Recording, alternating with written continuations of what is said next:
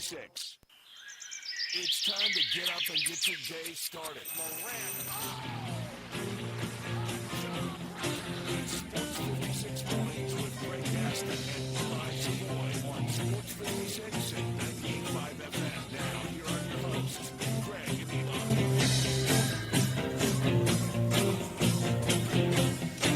Eli. Happy Friday, everybody. Welcome in to Sports 56 Mornings as we wrap up the work week, although a very strange week indeed, with the holiday on Monday, with people missing work and school because of the snow on Wednesday. Even yesterday, there were a number of businesses and schools that were closed, so it was kind of a crazy week. The weather, not great, but it's getting better. I got good news. That's coming rapidly. It's on the horizon. We'll go over that in just a second. We got a fun show planned for you today. I'm Greg Gaston, along with Eli Savoy and Elijah Seegers. We're broadcasting from the Family Leisure Studios. Family Leisure, 2120 Whitten Road, just north of I-40. The preseason pool and patio sale going on right now at 2120 Whitten Road, just north of I-40. Currently 14 degrees. But it will warm up over the freezing mark. The expectation is it will cross that barrier and reach 34 whopping degrees today with sunshine and clouds mixed. Then tonight, another cold night, but not as cold as it's been the last couple of days. Partly cloudy, very cold at 22, but not 8 degrees or 10 degrees like it's been. Then tomorrow starts to warm up a little bit, 43 for your high. We'll see mostly sunshine, a little bit of clouds. Sunday, sunny, 55 for your high, which is going to feel like you've gone to sleep and woken up in Miami. Monday, 64 for a high. Tuesday, 68. Wednesday, 70. Yes, 70. And then drops to 53 for a high for Thursday. So that's your weather forecast. So it's going to get better, folks, as I promised. Coming up on the show today, the Grizzlies' first game after the All-Star break. Not a good one. And not a good second quarter as they get blitzed by the Pacers in Indiana. We'll talk about that. They're back in action tonight in Orlando to take on the Magic. Got some other news with the roster. We got some news involving Ja Morant from off the court. We'll go around the NBA, some of the action from last night, including another epic game for the old man LeBron James. NBA All-Star viewership numbers are in. And let me just say, they're not good. More teams have opted out of their spring football game. We'll tell you about that. The PGA Tour has made a statement on the possible reunification of professional golf. Big retirement from the National Football League. Major League Baseball and ESPN going to break up their relationship. Man, there is a lot going on. We'll get to all these stories and much, much more. John Varlas will join us at 7:25. We'll have the Tiger basketball report with Matt Dillon at 8:25 as the Tigers prepare for their next game. That's Sunday as they play host to Florida Atlantic. We'll take your calls and texts on the Sissy's Log Cabin listener lines at 901-360-8255. I know you had an epic journey to get to work this morning, right?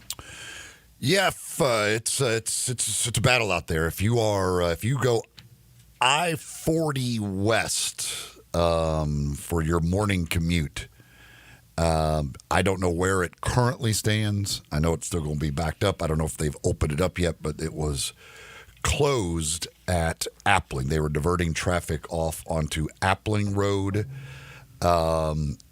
because of, I assume, an accident. I don't know. I never got to actually see anything up ahead. So, but if you use I-40 West through that area, I would be checking and seeing when they get that open back up and using another route. Can't even imagine how far traffic was backed up at that time. It took me well over an hour to get here to work, which is normally about a 15 to 17-minute trip. It was frustrating to say the least. That's my least favorite thing probably in the world is sitting in traffic. I will go 20 miles out of my way if it means I get to keep moving. I cannot stand sitting in traffic and not moving.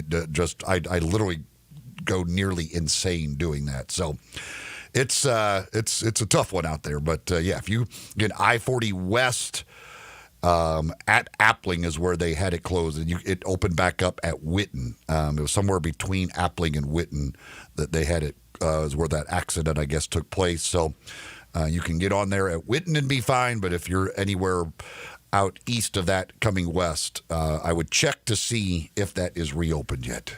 Well, you are in the majority, bub, because nobody likes to sit in traffic. I remember the days when I used to live out in the burbs, and you'd make that turn wherever you came from. I used to live in Bartlett when I first moved here, then got a house in Cordova, and now I'm in the city, actually in East Memphis, so I don't have to worry about 240 and 40.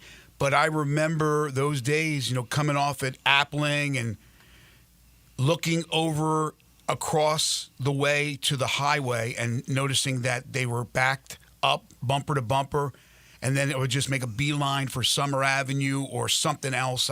Like you said, you got to keep moving, man. Nobody wants to be standing still in traffic for hours, and unfortunately that's the case. But hopefully most of those people now are moving a lot better than you were, unfortunately, not moving about an hour or so ago. Elijah Seegers, how are you, my friend, this morning?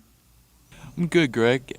Fortunately for me, too, that's out of my way, so I didn't have to deal with that this morning. Hope everyone involved with whatever crash or wreck it is all right. But, yeah, thankfully I didn't have to wake up and deal this morning, so I feel your pain, Eli, because I've been there before, but glad I didn't have to go through that this morning. Are you a Poplar Avenue guy, a Poplar Pike? What's your route?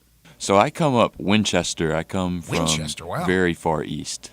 Okay. Yeah, I didn't know for sure which route you went. That's why I made sure you knew about it, because it was. The funny thing was when I first, because you first start seeing all the brake lights, like, oh gosh, please tell me. I'm like, okay, that's so I'll go to my app and like, okay, what does it say? And at that point, because it was very early in the whole thing, it said 6-minute delay ahead. Slightly more than that. It was slightly more than 6 minutes. Missed it by that much. So I'm sure now it'll tell you probably an hour delay or whatever. I don't know.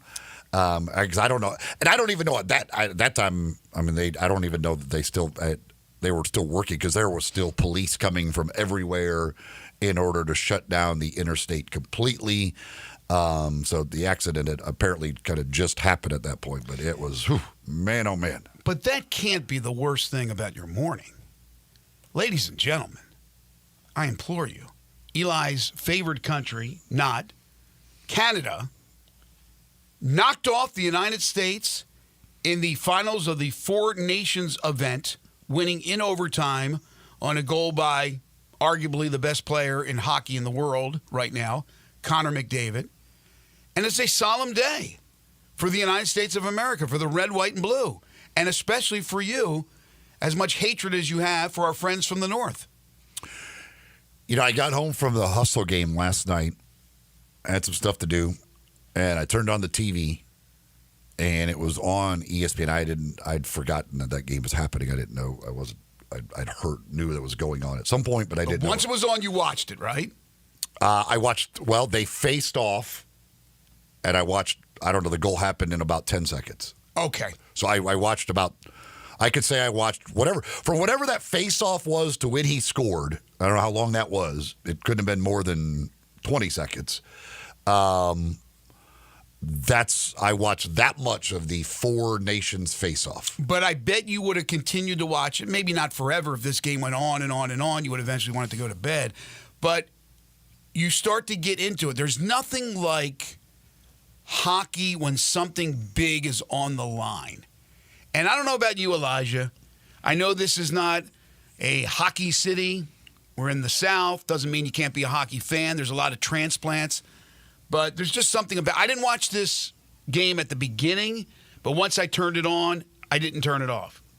Yeah, no, it was very, very high level. I had a lot of friends who had never watched a second of a hockey match tune into that match last night, and it delivered. And I think a lot of new hockey fans were probably made in the process. Yeah, there's always something about when we play as a nation versus whoever. Canada, Russia, Finland, it doesn't matter.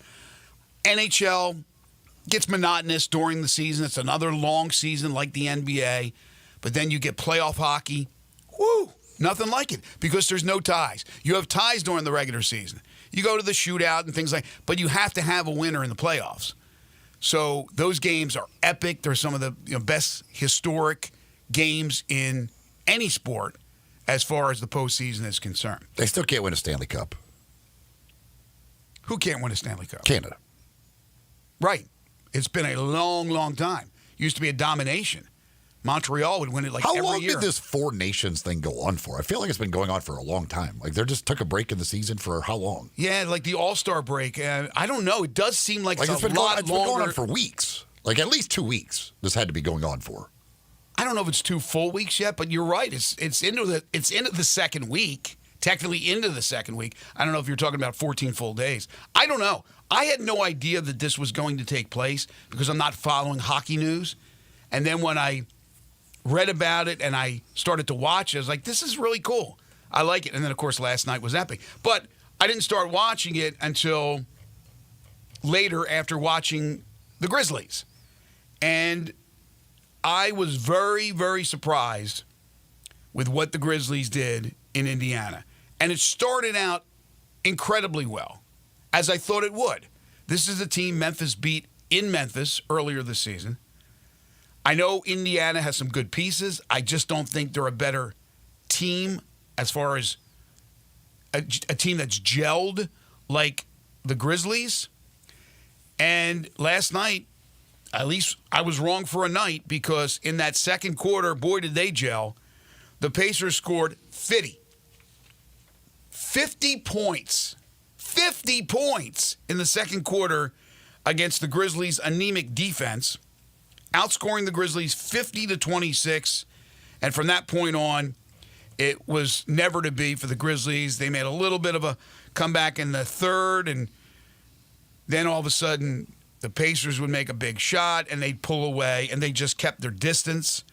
Desmond Bane was a bright spot for the Grizzlies coming off that jersey retirement in Fort Worth at TCU. He had 23 points, 7 assists, 5 rebounds, and 2 blocks. But not a lot of highlights. And Ja struggled. 4 of 15 from the field, 0 for 3 from 3, ends up with 12 points, dishes out 6 assists, but turns it over 5 times. No rebounds, just a very mediocre game for Ja Morant. I don't know what's happened. He talked about it after the game. He said he'll be back strong, and I'm sure he will.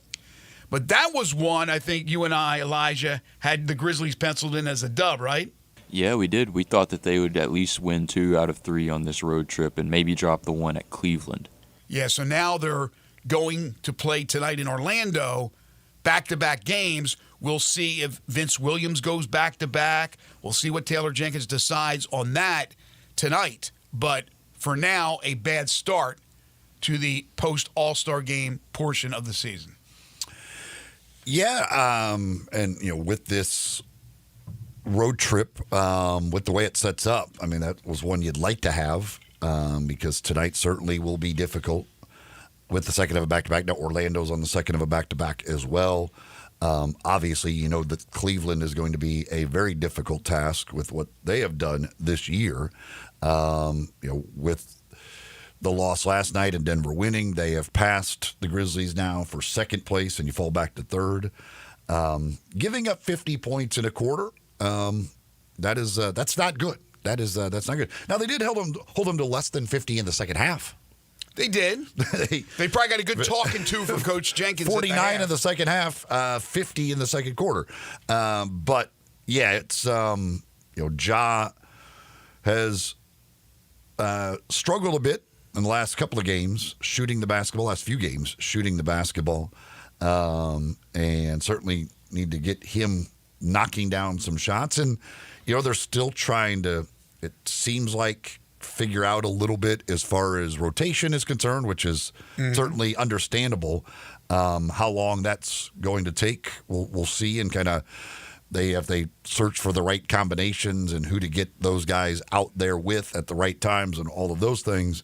But yeah, disappointing certainly that 50-point second quarter, because in the end that ends up being the game. Hell, if you hold them if they scored 35 in the second quarter, you're right there in the game, and you've certainly got a great chance to win it.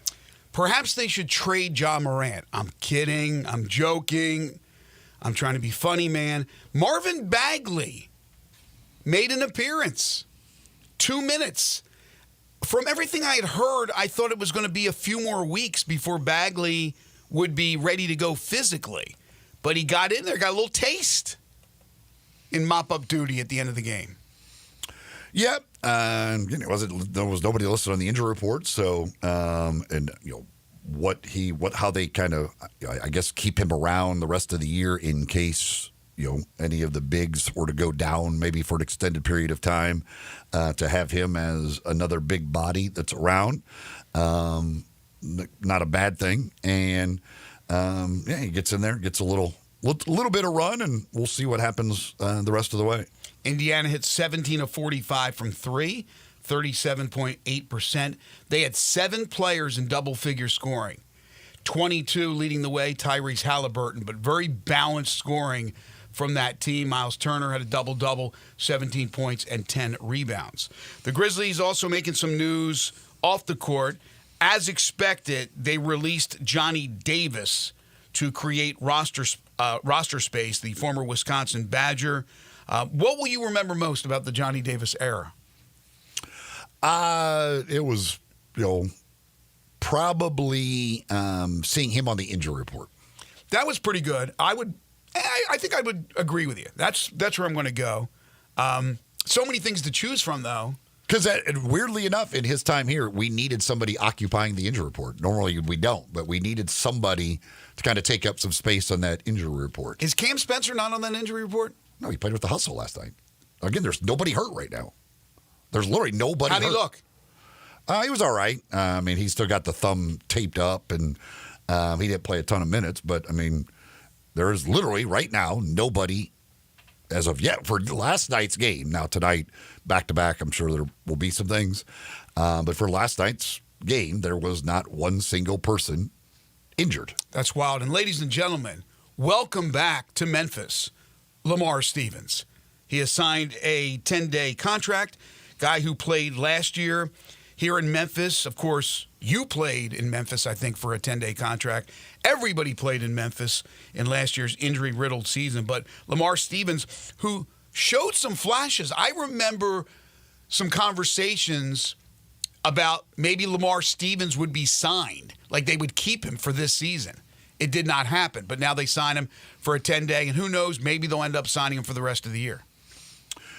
Yeah, he certainly did some good things last year after he came over in the trade, and I think they liked him, but he was one of the very few who had expiring contracts last year, and so they didn't get a deal done, or I'm not sure if they made an effort, but they liked some things he did last year. Obviously, he knows these guys, everything else, so a chance to provide some depth.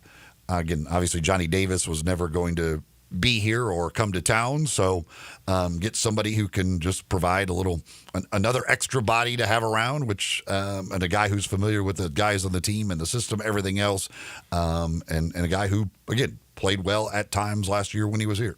Some other news, there's a possibility that Jaren Jackson Jr. may be the front runner for the Defensive Player of the Year. In fact, I think the odds tell you that he may be the favorite now for the DPOY because Victor Wembanyama has been shut down, according to reports, for the rest of the season. Deep vein thrombosis in his right shoulder will shut down Wemby, who just played in the All-Star game. But Jaren Jackson Jr., again, with what I'm reading, is the favorite to win that award, and he'd be eligible to sign the largest contract in league history. How about that? Yeah, if he wins the Defensive Player of the Year, he is then eligible, and that the Grizzlies can then give him the extension this offseason. It makes things a little easier than if he doesn't win a Defensive Player of the Year or make an All-NBA team when he can't make as much money and would need to wait to get to free agency, all of those types of things. It's a very complicated situation with him. But obviously massive news with Wembanyama being out for the year. Now, the Spurs did go out and win last night. against Phoenix. But the first thing I thought of when I saw that he was out for the year, I'm like, oh, in typical Spurs fashion, they'll be a disaster the rest of the year. They'll have like the 6th best odds in the lottery. They'll win the lottery, get the number 1 overall pick. They'll add Cooper Flag, and suddenly the Spurs are the best team in the NBA again. It's like they just win. Every time they get a chance, they win the lottery, and things go their way. So we'll see what happens. But that's like all I could think of was, oh, great, here we go. Now the Spurs get Cooper Flag, too? Are you kidding me? Every single time. You talk about a team that has a 4-leaf clover every year, seemingly, as far as the draft is concerned. Now, obviously, the team isn't a great team this year, but they're building slowly but surely. When you have Wembanyama, when you have Stephon Castle, some other pieces, yeah, they could be in that position when it's all said and done, and it wouldn't surprise me whatsoever. Also, the news from the Chilean Thieves, which should be, I believe, a spoof on Saturday Night Live. They have to do it. The Chilean Thieves. That's Chilean. The Chilean, technically. The Chilean. Not exactly the smartest people in the world, but they were successful for a while there. They had a run in robbing Joe Burrow's home, and they apparently, according to reports, got Ja Morant's home too. So yesterday, they got a lot of homes. They did good. Well, they didn't get everybody on the list, did they? They got Mahomes, they got Kelsey, they got Burrow, they got Ja. I mean, they did pretty good. They just started taking pictures with the stuff they got. Oh, so everyone that they had targeted, they got. I thought there were a couple. Well, I don't have their list of targets. Well, I thought that's what we talked about yesterday about their targets. I thought there was a couple they missed, so I didn't know that they had gotten Mahomes. But anyway, we had talked yesterday about the story that one of the Grizzlies players was targeted. And it makes perfect sense that they go after Ja Morant, right? These guys weren't going after John Conchar. So this is pretty amazing. Like, they're all over the place, all over the country. They figured this thing out. They went into, isn't that your neck of the woods, my friend? Eads? Yes, I live very close to Ja Morant. So they could have went to your house if you were a professional basketball player or a pro athlete.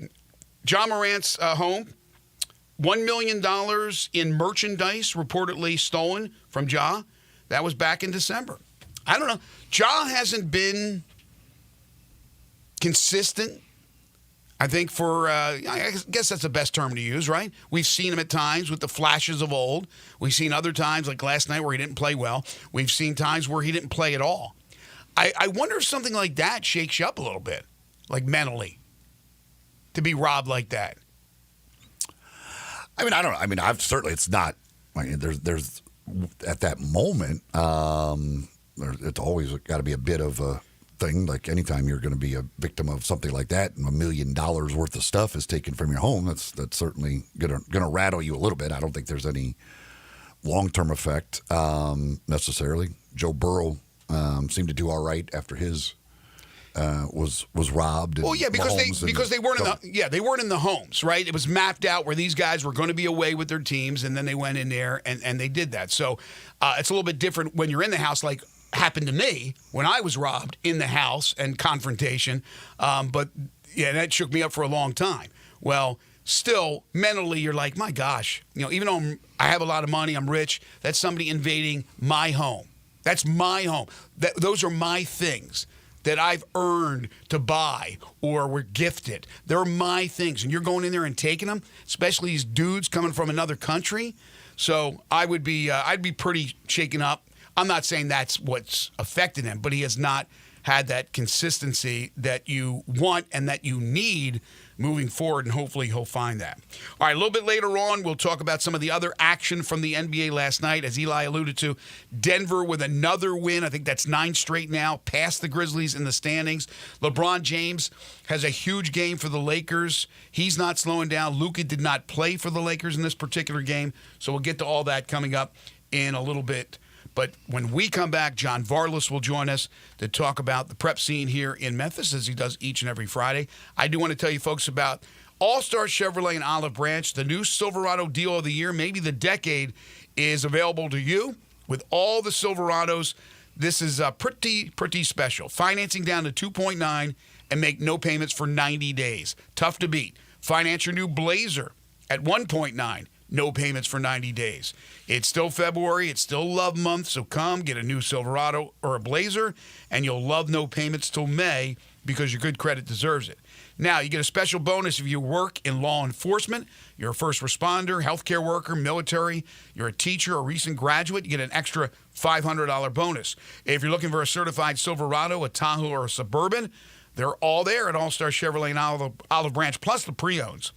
You want the Fords, the Hondas, the Hyundais, dozens of Silverados, variety, they have it for you. If you have any vehicle you want to sell, you bring it to All-Star Chevrolet and Olive Branch today and get the most money back for it. Check out the vehicles online at allstarautogroup.com. So together, let's drive to All-Star Chevrolet in Olive Branch. You're tuned in to Sports 56 Mornings with Greg and Eli on Real Sports Talk, Sports 56 and 98.5 FM.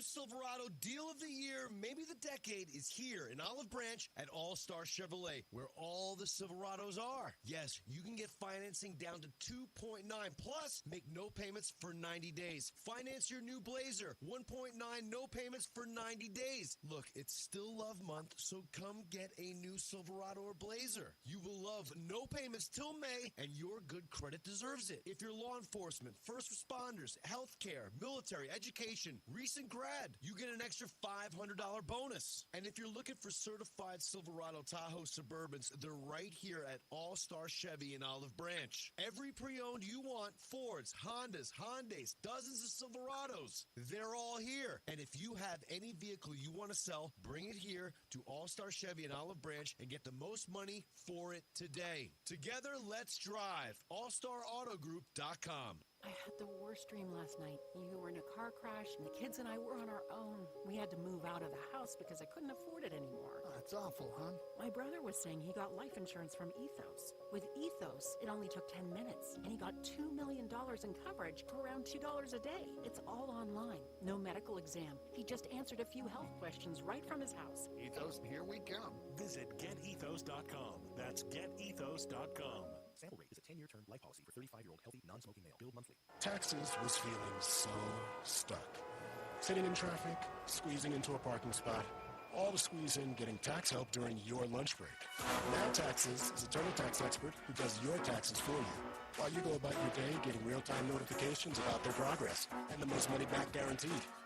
Now this is Taxes. Intuit TurboTax. Get an expert now on TurboTax.com.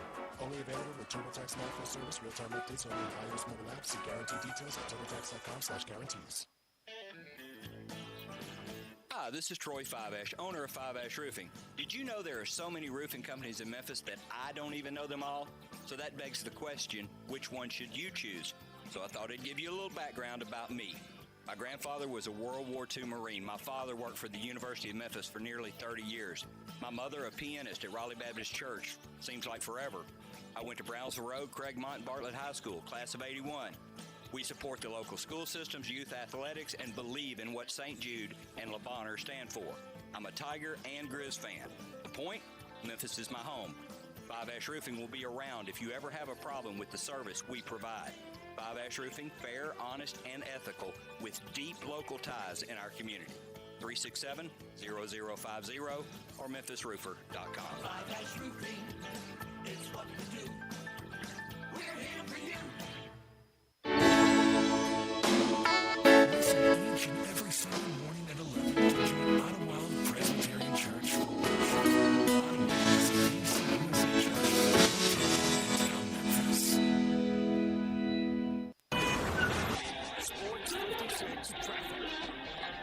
Good morning. They're still on the scene of this serious accident on 40 westbound at Witten Road. It happened a little bit earlier. Again, it's caused a mess over here on this side of town, and the accident reconstruction team has been out here for a while. It's 40 westbound at Witten Road. It's starting to pick up again in the Midtown area. Here comes that traffic, 385 Billmores Parkway headed towards 240. If your lawn needs some help this time of the year, call Lawn Solutions with 30 years experience, 867-5626. I'm Commander Chuck with your on-time traffic.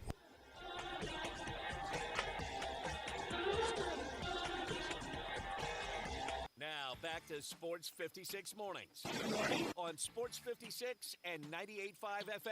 Here once again, Greg Gaston and Eli Savoy. Welcome back, everybody. 7:30 the time, hour one here on this Friday edition of Sports 56 Mornings. Greg Gaston, Eli Savoy, Elijah Seegers, and now joined by John Varlas. It's time for Greg and Eli's weekly visit with John Varlas. Check out John's prep sports coverage and much more at dailyredfan.com. John is brought to you by Shoot 360 Memphis, where the pros and preps go to get their shot on Shoot 360 Memphis. Now here's John Varlas with Greg and Eli. He is the award-winning prep reporter for the Daily Memphian, but he's so much more. He's John Varlas. He joins us every single Friday. You can follow him on Twitter at John Varlas.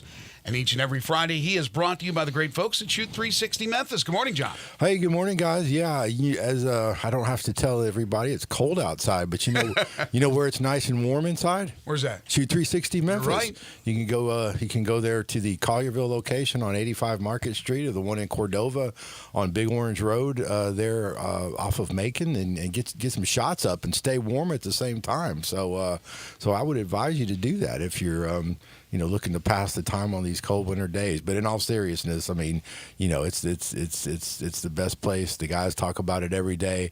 It's where the preps and pros go to get their game on, and I deal with the preps and for you coaches out there and you young players, you parents, grandmothers, grandfathers, if you have a child, boy or girl interested in basketball, you're looking for them to improve their skills, give Shoot 360 Memphis a call. Collierville is 901-316-5500. Cordova is 901-779-3176. You can do monthly memberships. You can do longer-term memberships. Or you can just go check it out and see what they have to offer and then decide after that. But the good people at Shoot 360 Memphis will take care of you, whatever you're looking to do. And however you're looking to get better, they will help you.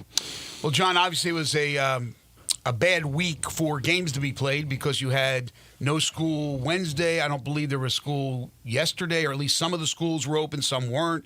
So it kind of screwed around with the schedule as we are just about ready for playoff time with basketball, specifically in high school basketball, high school sports. We are ready. And you're right. As long as school is not in session, that means no school activities. So yeah, it's been a pretty slow week for yours truly, and frankly, I didn't mind it too much because I was a little bit under the weather, and it's good to get a little break. But now we're going to gear up for a massive push through the end of basketball season. So yeah, we got district tournament games starting really all over the city. I mean, the quarterfinal round games in 16A or 16-4A will take place today, and same with 15-4A out at ECS. You've got the semifinals of the region tournament there. They have 4 games today starting at 2 o'clock. Girls at 2 and 3:30, and then there's going to be a break, and then boys at 6 and 7:30. And we still got a couple of regular season games too hanging around tonight. Christian Brothers and MUS are going to wrap up the season, and then out at Briarcrest, actually a pretty special thing out at Briarcrest tonight. They're gonna the girls are going to play at 6 o'clock like normal, and then afterwards there's going to be like a little reception honoring deal kind of thing for Coach Lee Smith, the longtime coach out at Briarcrest who surpassed 700 victories earlier this season. Congrats! And so many people out there listening know Coach Smith. He's one of the true gentlemen in Memphis, one of the true gentlemen in the tennis in Memphis coaching profession. Just a fine man, a good Christian man, and a wonderful coach all around. I think those 700 combined victories for him are combined coaching boys and girls. He's done both during his tenure at Briarcrest. Most recently, he's coached the girls, had a lot of success, coached a lot of great players, and just a wonderful man. So I'm going to head out there to Briarcrest tonight and hopefully catch up with Coach Smith for a story. And so hope to see everybody there. But it should be a fun night out there at Eads. We got to watch out for the Chilean gangs out there, apparently. Or Chilean, like I like to call But them. other than that, we should be in good shape. You've had the easy week, but so does that mean you come in a good mood with no bones to pick? The only bone I got to pick is with this weather, man. Mother Nature? You're picking a bone with Mother Nature? I wouldn't do that. You're messing. I wouldn't mess around with Mother Nature. It's been really cold out there. I was telling Elijah before I came in, we got the water running for the pipes, and it's hard to sleep with the water running. So it's just I'm a little grumpy from that perspective, but I can't complain too much. Everything's going well, and. Look at you. No, I'm well on my way to becoming a hockey expert, though. How about that? Did you watch last night? No, I didn't. I'm going to catch up and catch the highlights of that. But all this hockey talk around lately has been very interesting to see and very cool. And I'm about 5 minutes away from firing off hot takes. Connor McDavid is awesome, but Leon Draisaitl's the guy that makes the Edmonton Oilers go.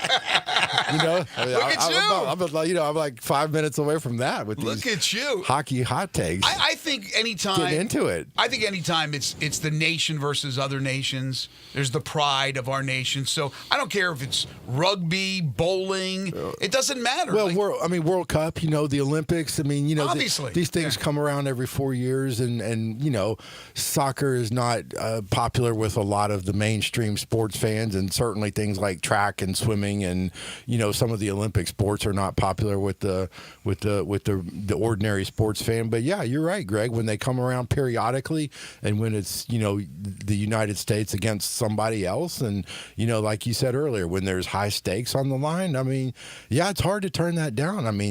From everything I was able to gather, the match last night and this entire tournament, from the national anthem, going, on through the game itself, it seemed like great theater, right? Yes. Just a spectacle. Well, right now, with what's happening in the world, for us versus Canada is even more amplified than it ever would be. So it's like, well, Trudeau versus Trump and that whole thing. Like this is even more so than you would ever imagine right now with the current situation that we're in. Right, but even as John said, the Olympics, the World Cup, the Ryder Cup, anything that is the America's Cup, anything that's the United States versus. A lot of people jump on it. It's not just sports fans. A lot of people You're going America's Cup. Well, get into the sailing. Did you know it was huge? Do they still do that? Yes. Oh, they do it. Yeah. Yeah, but it was huge when it was Ted Turner involved and when it was Dennis Conner involved. How about that? I remember the guy's name. No, you're right. I actually, when we went out to San Diego years ago, we actually went out on an America's Cup. I guess yacht, yes, an America's Cup thing, and they did you really? They circled. You were involved in the race? No, we weren't in the race. They were just doing. John, grab that. That's what I'm getting to. They were. It was just like a tour, but at some point during the tour, the guy said, "You want to see what we do during the Cup races?" And I'm like, "Yeah." Well, no, it wasn't just me. It was like several of us, and he was like, "Yeah." So that's what he did. You're like part of the team. He jumped up and started screaming instructions, and he's like, start tacking. So I grabbed this thing and start, maneuvering it with my hands, and it's very strenuous. Look at you! You could be an America's Cup sailor right now. You're ready to go. You're trained. Hardly, but it was fun. And when you see the work they do to propel those vessels, it's really interesting. So yeah. So I how often do they do the America's Cup? Once, it's not. Is it every 2 years? I thought you were every decade. I don't know. It doesn't seem like it's every 4 years. I'll look that up. Yeah, I don't know. You're the one that brought it up as a big deal. You're trained in it. I thought you guys would know. I get mixed up with the bow and the stern. I mean, I don't even know that like where they are on the boat. But This is a bow. yeah, Well, all the terminology that they use, isn't it like I'm trying to think of the terms they scream out and they use. I was tacking hoist the sail. I or was tacking I, away. I was tacking like crazy, and my wife was like, "Oh, you were tacking so good. You really got into the hang of it." And You're I'm a like, master tacker. Yes, you are. And I feel like I could tack a lot better now because I'm in a. I can tack with the best of them. I'm in a lot better shape now, obviously. Right. So, I've spent the last, several years getting in better shape, and my upper body is a lot stronger than it was. You want another chance? 12 Go or back 15 out there. years Get back ago. on that thing and show them how tacking's really done. Start the Memphis Yacht Club. You need a yacht club here in Memphis. Is that what There's motivates so many you? Like, yachts I want out to here. become a better tacker. I gotta get in better shape. I want to become a better tacker. Elijah, can you look up how often they have the America's Cup? Now, do other countries get mad that it's called the America's Cup, even though we started it, I guess? Do they want to change it to the Mexico Cup? Well, no, I'm kidding. I don't think so. A But playoff of Gulf of Mexico and all that stuff. But as Eli alluded to, with Canada, it's elevated now because of this little back and forth we got going on. It is, but from like I said, from everything I saw, and I saw the some of the highlights of the previous matches, it was just a really great spectacle, and with the national anthem, and I'll be the first to confess, there's been many times when I've been working and I've totally ignored the national anthem and sat through it and worked or whatever I was doing and just totally not paid attention. But watching that production last night, watching Mike Eruzione come out with wearing the jersey of the player who died, Johnny Gaudreau. Yeah. Right? The guy that died in the car crash, and seeing the fans react to that, I mean, and go nuts. I mean, it was just a spectacle, and it's just great to see. And Boston sports fans are good sports fans, and they were into it. And is that where it was? That was in Boston. Yeah, the what they used to call the Boston Garden. I don't know what TD. I have no idea what they call it anymore. But yeah, it looked like a lot of fun, and I'll probably catch up with the highlights at some point. What I learned in my 20 seconds of it that I watched to see the game-winning goal, I learned last night that Connor McDavid is from Canada. He's a Canadian. I would have thought. You didn't know that? I would have thought Connor McDavid was from America. Honestly, was it Sean McDonough on the call? Sean McDonough was on the call. He is so good, and hockey is so hard. I never tried it, but it looks to be to me one of, if not the hardest sports to call. Is hockey, and Sean McDonough is so versatile. He does so many things well, but he is a great hockey announcer. Elijah, did you get that answer? Yeah, it's every 3 to 4 years, it says. Really? Okay, every so 3 to 4 years. Well, it's like whenever. Every once in a while. We call that every once in a while. Hey, you guys want to do it this year? Now let's wait till next year. Okay, cool. Yeah. It depends on how the market is, because these are all millionaires. They're all rich. Hey, good year for us. All right, let's do it this year. Can you guys come in 2023? Nah, maybe not. Let's just do it in 2024 instead. Back to preps. I got a question for you. Yeah. You said that it's going to be Christian Brothers tonight versus MUS, and that's a regular season game. Yeah. I always thought that the private sector began the run to the States before the public. The small private schools, like I said, the tournament going on at ECS tonight, that tournament actually was able to get in a few games before the weather hit. So really? They're into the semifinals. So okay. They're not too badly backed up in terms of schedule. With the larger private schools, the MUS, the Briarcrest, the Christian Brothers and St. Benedict, there's less teams in Tennessee in that division, so their regular season stretches out a little more. So, gotcha. Yeah, it's still regular season ball for them tonight, but it's the last one. So after tonight, they will be going into the playoffs. And if you think the large football playoff is confusing for those guys, the basketball playoff is even more so. So really? We'll just kind of figure that one out as we go along. That's what I do. Well, in football, you lose, you're done. In basketball, you get a reprieve to some extent, right? Well, no, you don't. You lose and you're done. But you also there's different teams that come in at different stages. Well, that's what I mean. If you lost in the man, I'm trying to remember from when I was in local television covering this The public is different than the private. Yes. Yeah, the public's different from the private. But are you telling me there's no scenario where a team loses a game and still is alive? In the private? No, public. Like, can you lose in the Of course. Right, you come in second place, and then you advance. That's what I said. The private is different than that. Yeah, the private. Well, I was talking about the public. The public you can lose 3 times and still advance. So you can. So let's take the 15 4A tournament that Southwind is going to be hosting. They're going to be hosting 2 girls semifinals tomorrow and 2 boys semifinals. You can lose that semifinal, and then you can lose your consolation game and finish in 4th place in the district and still advance to the region because the region takes the top 4 teams. Then if you get to the region, you can get to the region final and lose again, which is 3 losses, but still advance because the top 2 teams from the region advance to the section. What the hell are we teaching our kids? It's just the way it's. You're set a bunch up. of losers. No, you're not. You're still going to advance. Have they ever discussed changing that? They have discussed it. I mean, they've discussed so many things at the TSSAA. I don't think it's a terrible system, and once you kind of get your head wrapped around it, it's easy to, understand it. You just say, well, in the district we need top 4, in the region we need top 2.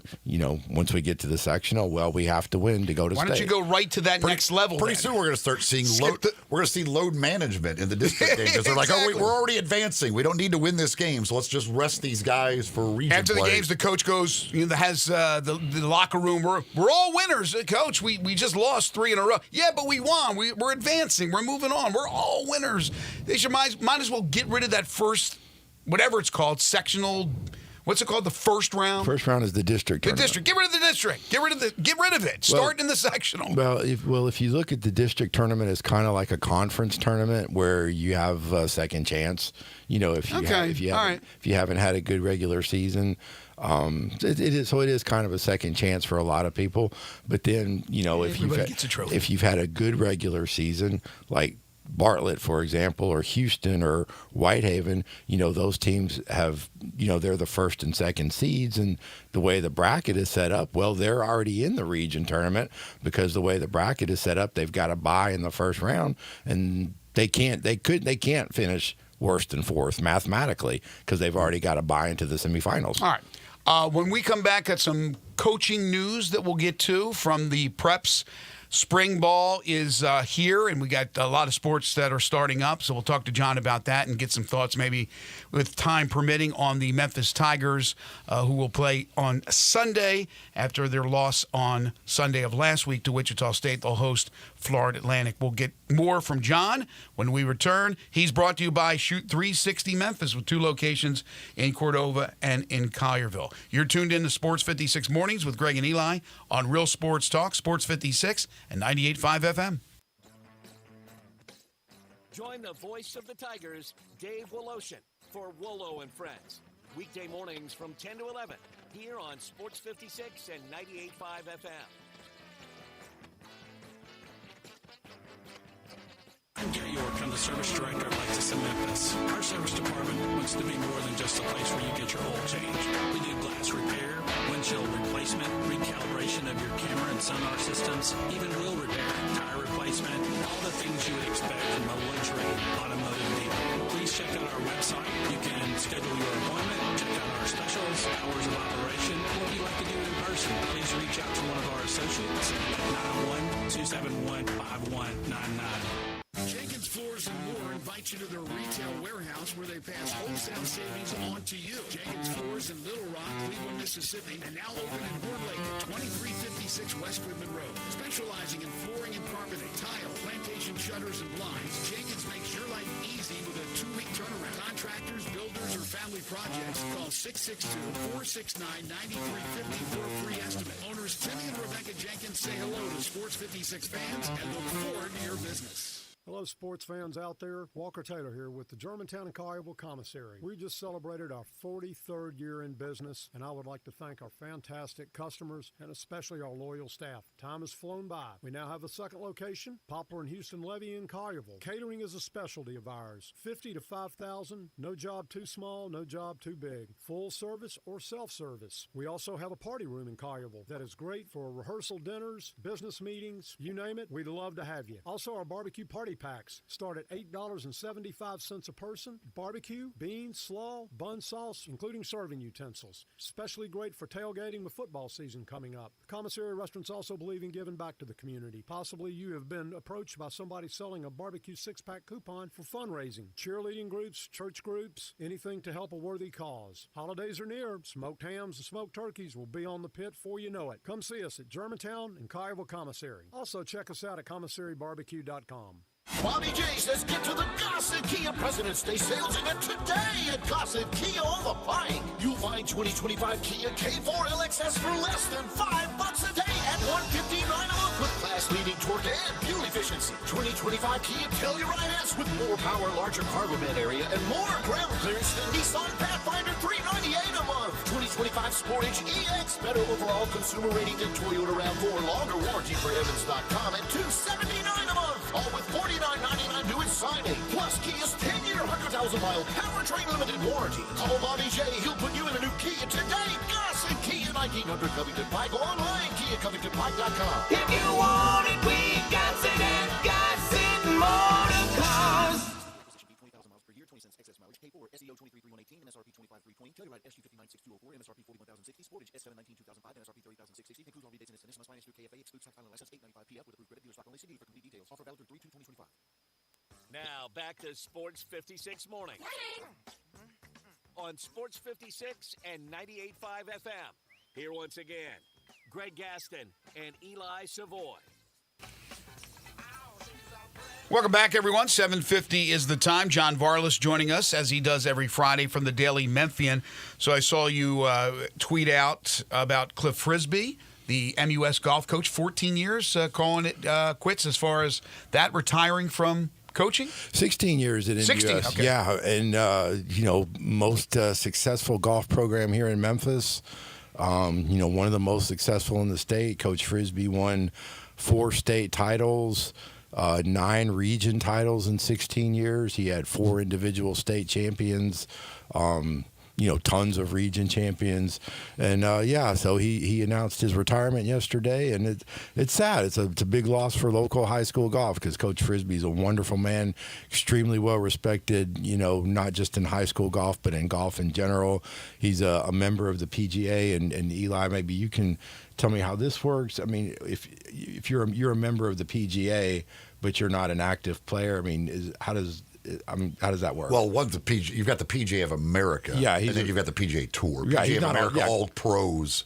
If you're a PGA pro, you're a member of the PGA of America. Okay, yeah. Clearly, Coach Frisbee was not a touring pro, but he was a member of the PGA America. So, totally well respected throughout golf. I'm going to miss him. High school golf tournaments were fun, in large part because of Coach Frisbee. You go out there and hang at the scorer's table and wait for the guys to come in with their cards, and in the meantime, you can chat with Coach Frisbee and talk about golf and life, and catch up on gossip, and so from that point of view, it's he will definitely be missed. He's by been around me the game forever. He needs to go coach Frisbee golf. It seems more. They named it after him. Well, and to a larger point, it just continues the changing of the guard that they've had there at MUS over the years. Right. Coach Frisbee retiring, Coach Alston obviously retiring from football and track and athletic director. Matt Bakke retired here within the last 18 months or so. He had been at MUS forever.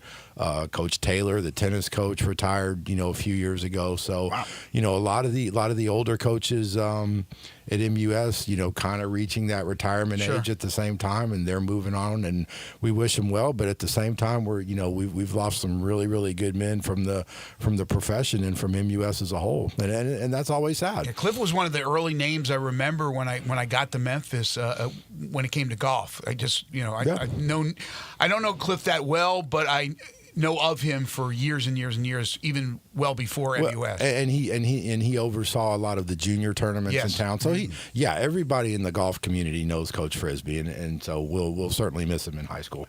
So it's a few weeks ago, our buddy John up in Covington had texted in and asked about with their coach leaving. I think asked if you knew any candidates possibly for the Covington football job. Well, it turns out that the Covington football job is now back to where it was. They got a really good candidate. They found a great candidate that they were very familiar with. They found a candidate who took them to the state quarterfinals last year and went 11-2 and coached the Mr. Football winner. And they found a really good Who candidate. says you can't come home again? Well, and that that certainly was an unexpected turn of events. Let's put it that way. But yeah, Coach Kirby's back at Covington. Have not had a chance to talk to him yet. I've been kind of under the weather lately, so I apologize from that. Just starting to come back out of that, but no, he's back at Covington, and I can only imagine that the Covington fan base, like John and some of these other people I know, are really happy with that because clearly Coach Kirby's had a ton of success there, and and it's just going to get that much more competitive this year. Graham Simpson's not leaving Martin Westview anytime soon. He's still got 3 more years, and also for next year you got Melrose, which just made it to the Blue Cross Bowl in 4A. Mm-hmm. They're dropping down to 3A. So, that's going to make the playoffs even more interesting with Melrose dropping down and the good program that the Morrow twins are building up back in Melrose. So, yeah, 3A is going to be really interesting. And I like Coach Kirby. I'm sure whatever he decided was the best for him and his family. But, Right. Meanwhile, I guess all those people that applied for the Covington job can forward those resumes over to Henry County. They're looking for a coach. They have a vacancy, exactly. And Henry County's a really good job too. But Covington's a great job. And as you guys know from the text we get every Friday during the football season, there's a lot of interest in that program and a lot of pride in that team and that community as well. All right, so we have obviously the basketball playoffs, which you just alluded to a little bit ago. But we have in a couple of weeks the start of the spring sports. So we're right around the corner from basically all of them converging. We are. That's a busy time of the year. Generally that last week of the basketball state tournament. So they do private schools 1 week in Cookeville. They do girls the second week in Murfreesboro at MTSU, and then they do boys the third week at MTSU. And it's generally that third week, that Monday of the third week is also generally the first day of spring sports season. So, yeah, we'll have baseball going on, softball, track and field, tennis, boys soccer. Lacrosse is a newly sanctioned TSSAA sport this year, so that is we've had lacrosse. MUS before, has been a really good team for years. Right, MUS is the power there, and we've had lacrosse in the area for a long time. It just hasn't been sanctioned by the TSSAA. Gotcha. Mm-hmm. Now it is, and new on the docket this year. Hold your hats, guys. You ready for this? Mm-hmm. Flag football. No. Is it really? Flag football for girls. Oh, for girls? Okay. All right. Yeah, for girls. So I mean, is that TSSAA? TSSAA sanctioned. Right. I know Whitehaven's going to have a team. Jason Harris is coaching that. Collierville's going to have a team. Arlington's going to have a team. Mace is going to have a team. All right, that's fine. Yeah, I like that. The state champions are going to have a team. I thought you were about to say boys are also play flag football. Yeah, no, it's girls flag football. They've had it in the mid-state for a few years now in the Nashville area, and now some of the Memphis teams are getting into it as well. Now that it's become a fully sanctioned TSSAA sport. It's an Olympic sport. Another thing for you to cover. Well, I'm all for giving kids a chance to compete. Girls a chance to. My hope is that it doesn't pull away from the track team and the softball team and that kind of thing. Mm-hmm. I'm hoping these are just girls who maybe do basketball or volleyball or whatever and don't really have anything to do in the spring. That's who I'm kind of hoping form these teams. I hope it doesn't pull away from the existing sports. But other than that, yeah, let's get out and have some fun. All right, brother, real quick, 30 seconds on the Tigers. The loss at Wichita State. They got Florida Atlantic this weekend. They're dropping down in the bracketologies. Any concern? No, I don't. I hate the reliance on these stupid made-up metrics, but it is the reality. So yeah, hopefully they can get back on track and get back to playing the good basketball that they have been all year. I mean, they're still 21-5, and that's still a really darn good team, but it's not reflected in the net rankings or the Ken Palm or the Torvik or the whatever. I mean, you need to start your own. That's the thing, Greg. Anybody could start their own as long as we got it in front of the right people who take it seriously. Exactly. We could start our own. We just got to get it in front of the right people.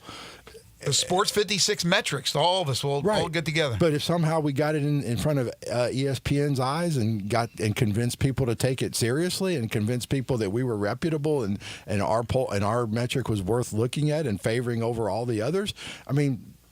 Right. I mean, it's not crazy. You just got to get it in front of come up with the right formula. You just got to get it in front of the right eyes. All right, brother. Have a great weekend. Okay. Take care, guys. Thank you for having me. And yeah, go Tigers. John is going to be extremely busy, so make sure to follow him on Twitter at John Varlas. I'm out of gas. Yeah, get a subscription also to the Daily Memphian. Read all his great stories and check him out each and every Friday right here on Sports 56 Mornings. John is brought to you each and every week by the great folks at Shoot 360 Memphis. Hour 1 in the books, 2 more hours to go. We'll get to hour 2 when we return. This is Sports 56 Mornings with Greg and Eli on Real Sports Talk, Sports 56 and 98.5 FM.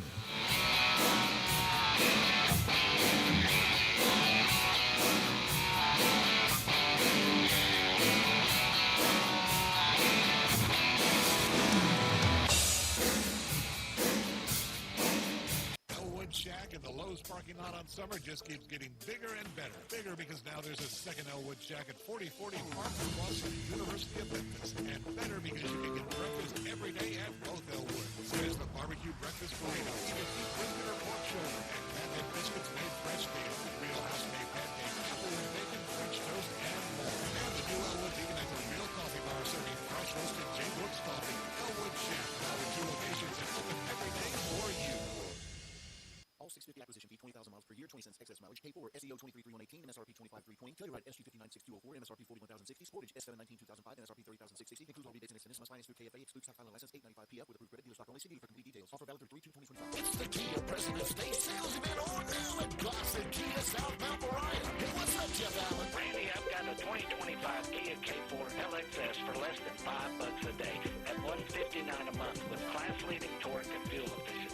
2025 Kia Telluride has front-wheel drive with more power, larger cargo area, and more ground clearance than a Nissan Pathfinder. $398 a month. Plus a 2025 Sportage EX, better overall customer rating than a Toyota RAV4 and longer warranty per Edmunds.com at $279 a month. All $49.99 to a signing, 24 month lease. Plus, get a 10-year, 100,000-mile powertrain limited warrant. So whether you live in Horn Lake, South Haven, Olive Branch, or Memphis, you'll be happy at Classic Kia on Mount Moriah. Cashback is not available on gas in New Jersey and Wisconsin. $5,000. That's the average amount of money people in the U.S. are now spending on gas in a year. $5,000. That's crazy. If you drive, you have to download Upside, the free app that gives you cash back every time you get gas. That's right. You can earn real cash back with Upside, just for buying the gas you're already buying. You can literally start earning cash back today. I use Upside every time I fill up, and I've already made around $200 to $300. You're putting gas in your car anyway. Why not get real cash back? If you like free money, download Upside. I'm saving the cash I earn from using Upside to help pay for a vacation later this year. Download the free Upside app now to earn cash back every time you buy gas. Use promo code FAST25 to get an extra 25 cents per gallon on your first tank. You can cash out anytime right to your bank, PayPal, or a gift card for Amazon and other brands. Just download the free Upside app and use promo code FAST25 for a 25 cents per gallon bonus on your first tank. That's code FAST25 for a 25 cents per gallon bonus. Guns, guns, and more guns. Over 700 firearms in stock. Home defense guns, home guns, new guns, used guns, big guns, little guns. Every gun you can think of, Classic Arms has them. All brands like Black, Sig, Colt, Ruger, Smith & Wesson, Browning, Beretta, Benelli, Remington, Winchester, and more. Guaranteed lowest prices in town. Only gun importer in the Mid-South. Free gun inspections, appraisals, and free border sighting for the upcoming deer season. Shop online at ClassicArmsInMemphis.com or visit Classic Arms at 1740 Turntop Parkway behind Parky's Barbecue in Cordova. Tiger Nation Memphis men's basketball returns at FedEx Forum Sunday, February 23rd at 1 when the Tigers welcome FAU to the 901. It will be our Champions for Literacy and Fan Appreciation game, sponsored by International Paper. During the game, we'll recognize Tiger Nation for their tremendous support throughout the year with seat upgrades, prize giveaways, and more. It's time to stand up, Memphis, and cheer on your first place Tigers. Be sure to get your tickets now at GoTigersGo.com. This traffic report on Sports 56 is brought to you by Palo Windows and Doors of Memphis and the Mid-South Palo Windows. The standard is affordable luxury. Sports 56 traffic. Good morning. They continue to clean up this nasty crash that happened a couple of hours ago on 40 westbound at Witten Road. The accident reconstruction team's been out here for quite some time on the scene of this accident. That's how serious it is. Apparently, they've had it closed on I-40 westbound at Witten Road. Is involving several different cars. When we first started paying attention to the accident, one car was on its right side. It doesn't look good, that's for sure, as far as the injuries involved in this accident. As it builds now on Bill Morris Parkway, getting onto 240. Weimer's Jewelry, 7525 Highway 64 is your full-service, family-owned jewelry store here in Memphis. I'm Commander Chuck with your on-time traffic. Sports 56, WHBQ Memphis, and W253DF Memphis, with Dave Willotion, weekday mornings from 10 to 11. Now back to Sports 56 mornings on Sports 56 and 98.5 FM. This hour is brought to you by James Gaddis Jewelers. Diamonds are forever. Here once again, Greg Gaston and Eli Savoy. Welcome back, everyone. 8:04 is the time on this Friday, February 21st, 2025. Greg Gaston, Eli Savoy, Elijah Siggers with you from the Family Leisure Studios. Family Leisure, where family and fun come together. Their preseason pool and patio sale rolls right along at 2120 Witten Road, just north of I-40. Currently 15 degrees. It will get up to 34 today. You'll see a mixture of sunshine and clouds. It'll be 22 tonight with cloudy skies. That's your low. And then tomorrow for your Saturday, mostly sunny, a little bit of clouds, 43, and it starts to get warmer from that point on, 55 and sunny for your Sunday. By Wednesday, it will be 70 degrees. Coming up a little bit later on in the show, Matt Dillon will join us at 8:25 for the Tiger Basketball Report. Right now, I want to tell you about our second hour sponsor, and that's the great folks at James Gaddis Jewelers.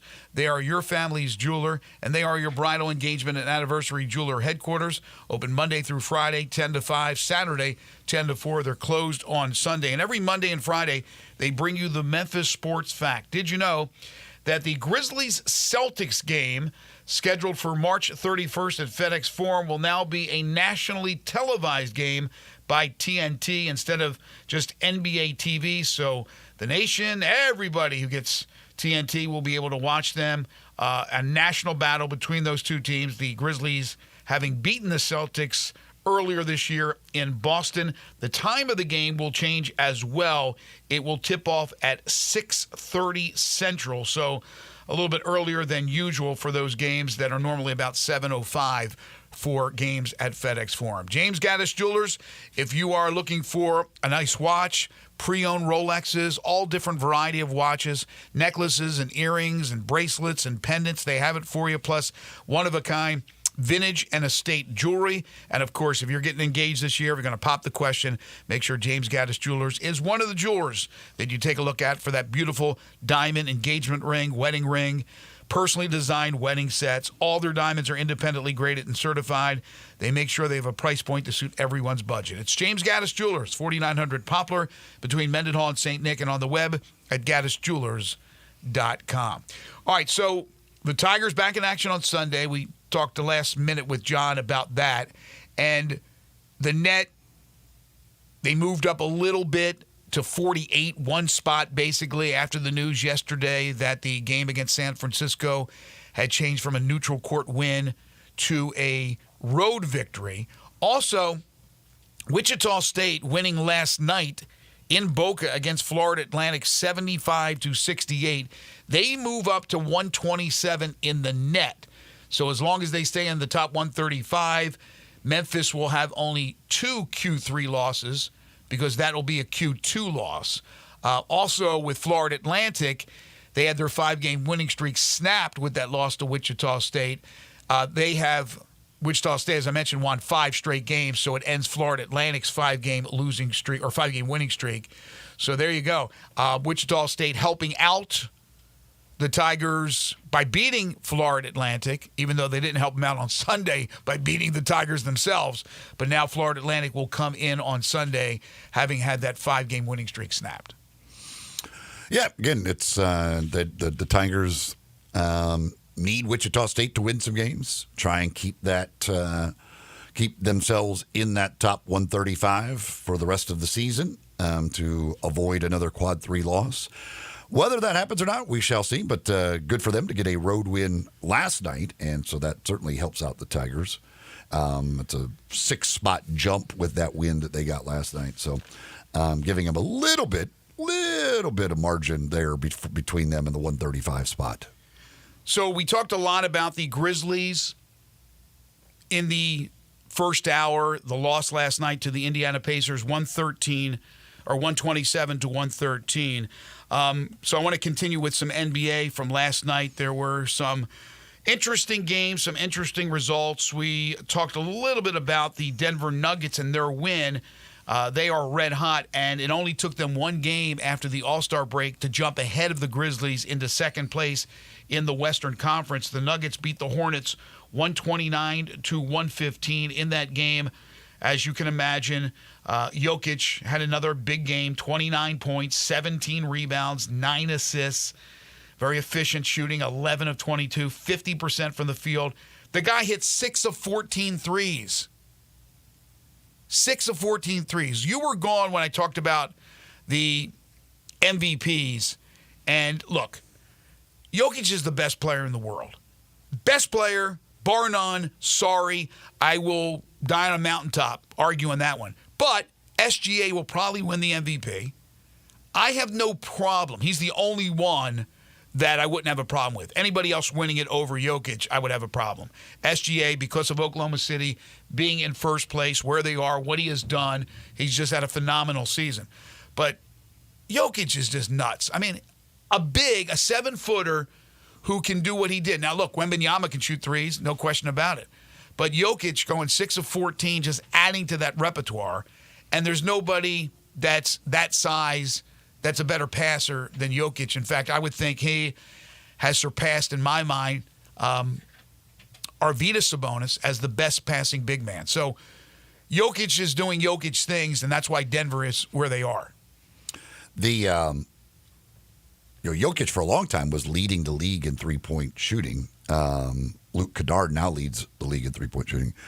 But if you want to talk about the change in the NBA and the world of basketball really overall, if you look at the three-point percentage leaders in the NBA, you have 2 centers in the top 5 in the NBA in three-point shooting, and Domantas Sabonis at 4 and Nikola Jokic at 5. Wow. That explains the changing world of basketball overall, but especially just in the NBA and what the world game has done to it when you've got 2 centers in the top 5 shooters, three-point percentage in the league. Speaking of bigs hitting threes, Zach Edey early in that game last night hit a 3, and Memphis was cruising in that first quarter, and then the second quarter had to happen. Unfortunately, it couldn't end after 1. Yeah, that's they do still play 4. That's why they call them quarters. But yeah, it's you get 50 points in a quarter. Really is. Indiana is a team that, like the Grizzlies, wants to run, gets up and down the court, all of that stuff. But you just can't give up 50 points in a quarter and expect to win a basketball game. Got a text from Raider Corey on the Grizzlies. So we've got about 27, 28 games remaining. It's time that we take the kid gloves off and let the core group play 35-plus minutes. Taylor plays too many combinations, which impacts the rhythm, chemistry, and flow on the court. When I look around, the league stars play significant minutes, like 35-plus, some in the 40s. If they get injured, oh well. Yes, I agree with a lot of that. The experimenting time is over, although, again, you didn't have the early part of the season to experiment with Vince Williams and some combinations, and Gigi Jackson's back. And I don't know if Gigi is going to be in that rotation in the postseason. He may very well be, but I don't know how deep Taylor's going to go.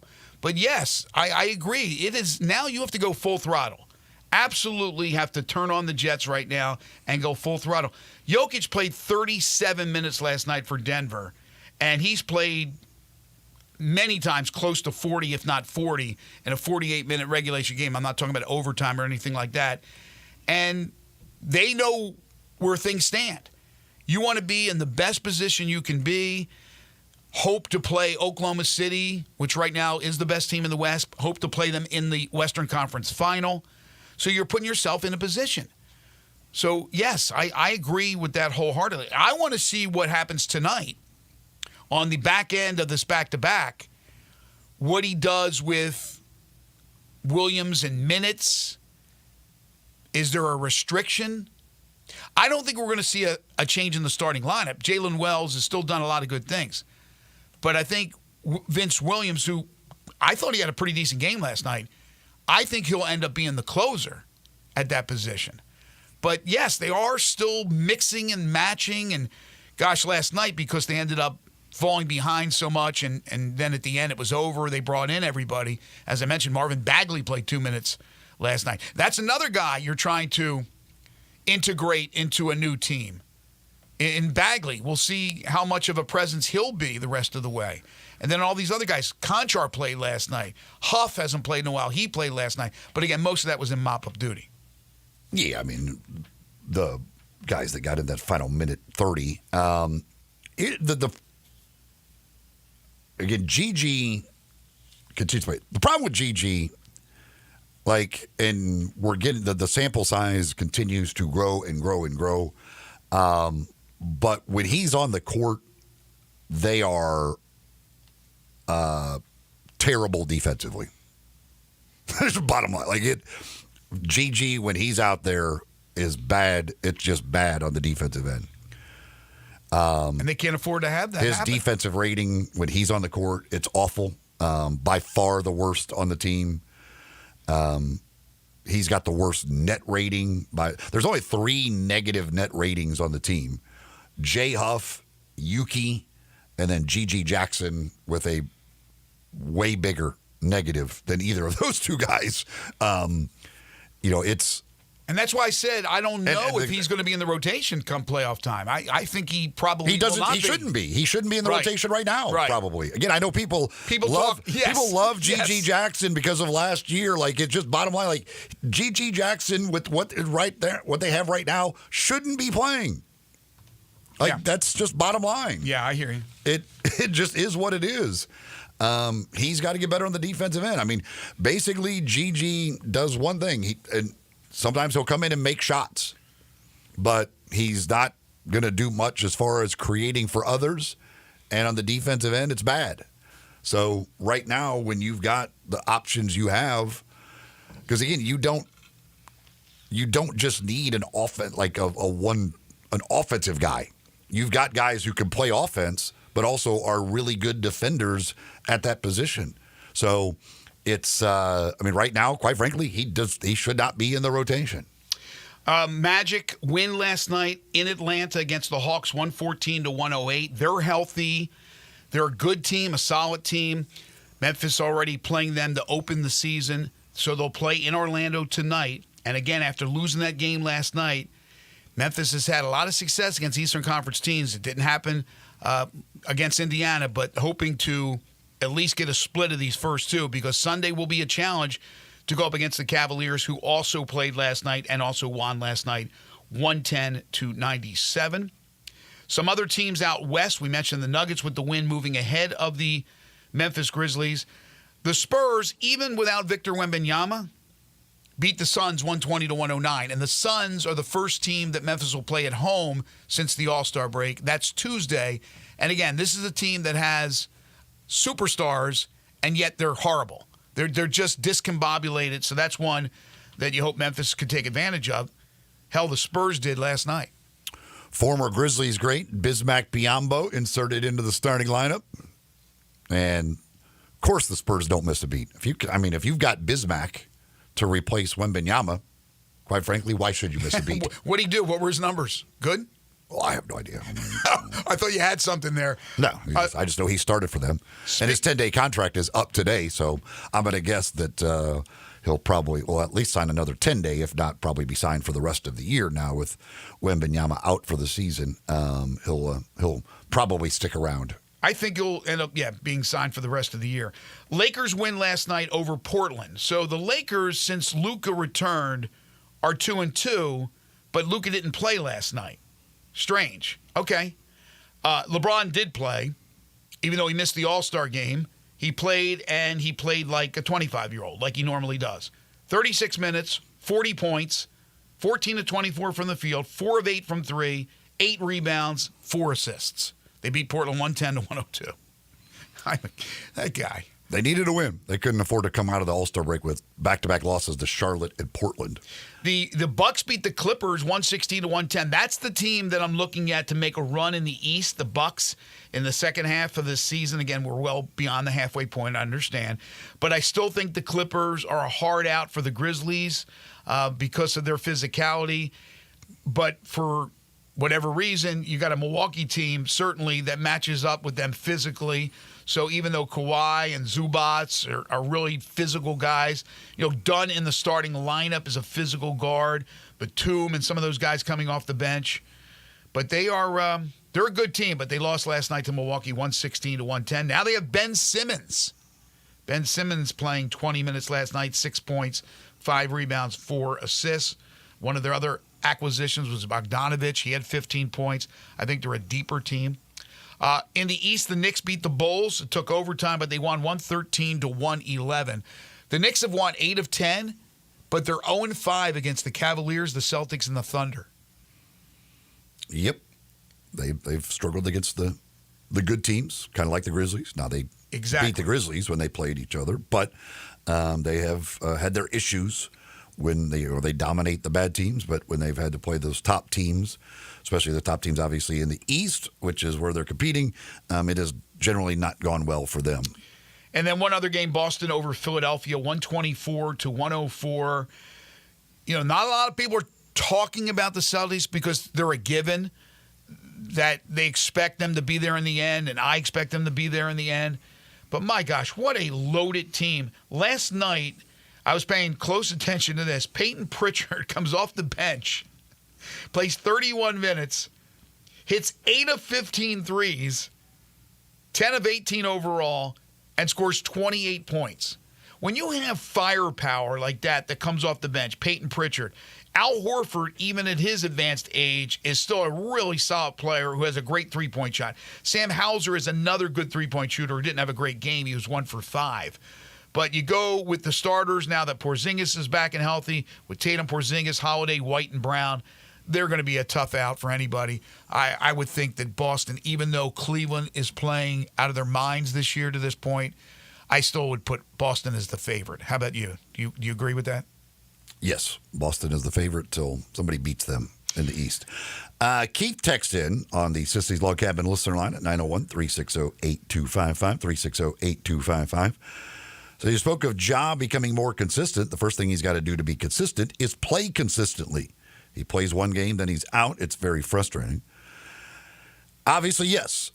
We'll see tonight what the Grizzlies do. I don't know exactly where that shoulder stands with Ja Morant and how much of a problem that is, but you've got the second of a back-to-back. You've got this is a 3 in 4 nights situation coming out of the break.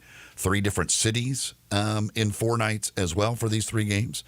We'll see if anybody is rested tonight at all,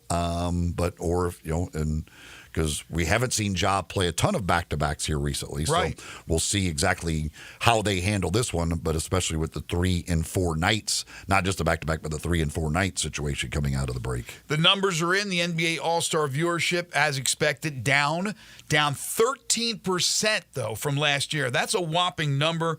Just 4.718 million viewers across TNT, TBS, TNT.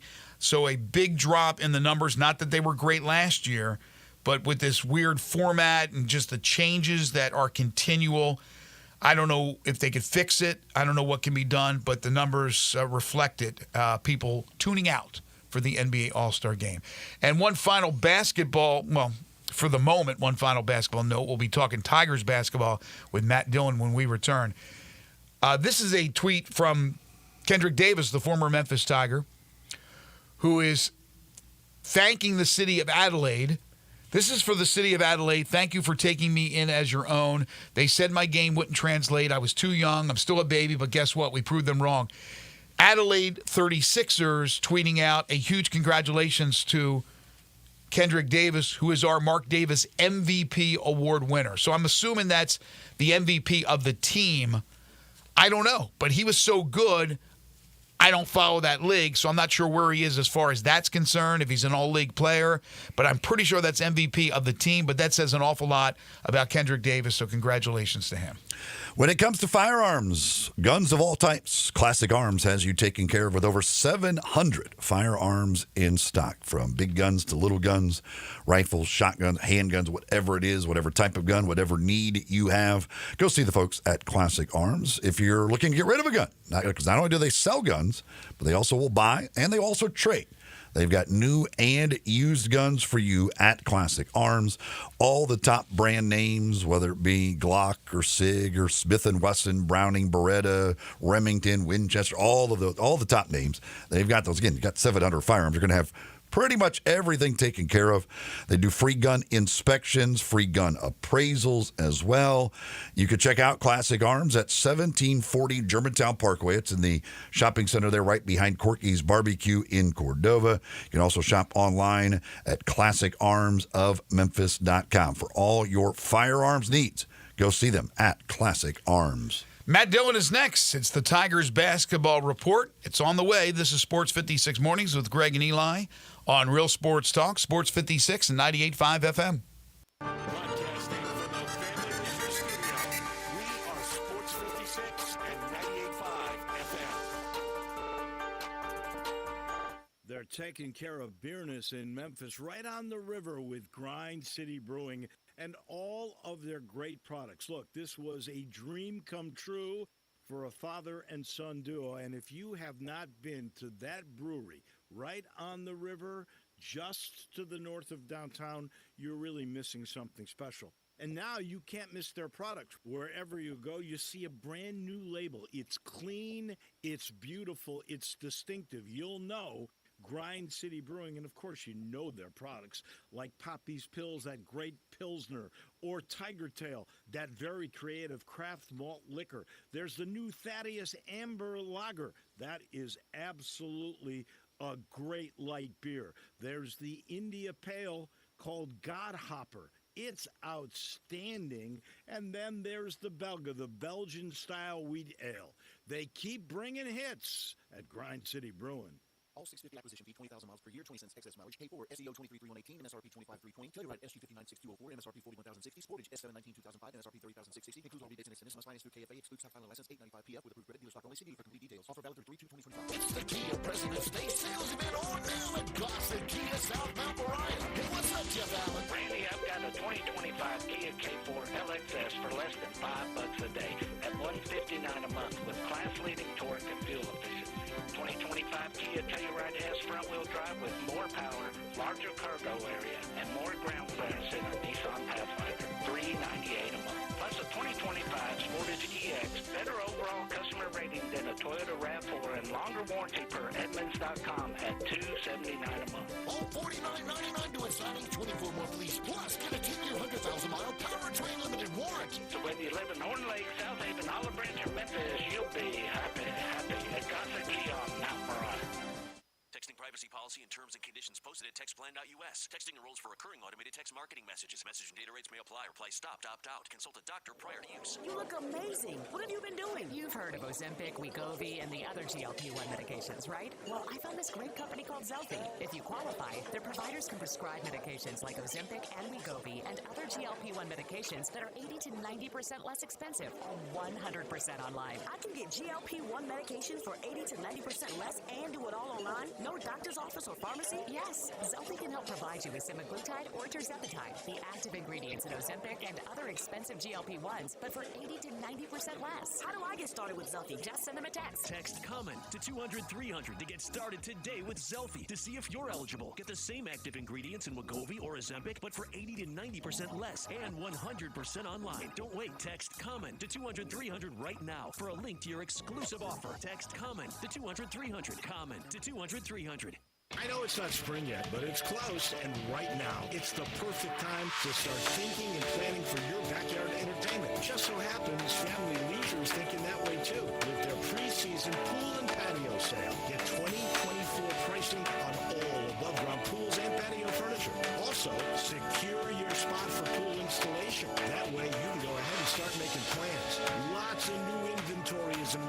special in-stock patio furniture is up to 70% off. You want a play gym, a trampoline, how about an outdoor kitchen to go along with that new pool? They're all on sale too. You can get spas up to $3,000 off and save even more by mentioning this ad. You do that, you'll get a $250 gift card with a pool, spa, or patio furniture purchase. Winter won't last forever. The spring will be here soon, so get ready with the preseason pool and patio sale at Family Leisure, Whit Road off I-40, where family and fun all come together. The President's Day sales event and Truck Month is on at Gossett Chrysler Dodge Jeep Ram Fiat on the Pike. 24 Dodge Hornet GT all-wheel drive, most powerful gasoline-powered SUV in its class, $27,698. 24 Jeep Gladiator Sport S, $14,191 off MSRP. Solid front and rear axles, best-in-class ground clearance, and best-in-class 7,700 pounds towing capacity compared to the Tacoma 6,500 pounds, and the only truck with a removable roof and doors. And 25 Ram 1500 Laramie Crew Cab versus Ford F-150. Multifunction tailgate and Ram box storage system that F-150 doesn't offer. $13,319 off MSRP. So drive past the rest and come to the best Gossett Chrysler Jeep Dodge Ram Fiat online. GossettMotorCars.net. If you want it, we got it at Gossett Motorcars. 106,204, MSRP 56,265, 1500, SN647,771, MSRP 67,265, Hornet TR38, 42,215, MSRP 35,835, includes all rebates and incentives, PF 895, excludes tax title license, see dealer for complete details, offer valid through end of the month, approved credit, dealer stock only. Sports 56 traffic. Good morning. Still trying to clean up this wreck with injuries. It's been out here for quite some time. On 40 westbound at Witten Road, they did open up a couple of lanes of traffic now, so it is in its clearing stages even more so now on 40 west at Witten Road. It's trying to pick up again through the Midtown area on 240, especially over here around South Parkway. Hey, Weimer's Jewelry, 7525 Highway 64 is your full-service family-owned jewelry store here in Memphis. I'm Commander Chug with your on-time traffic.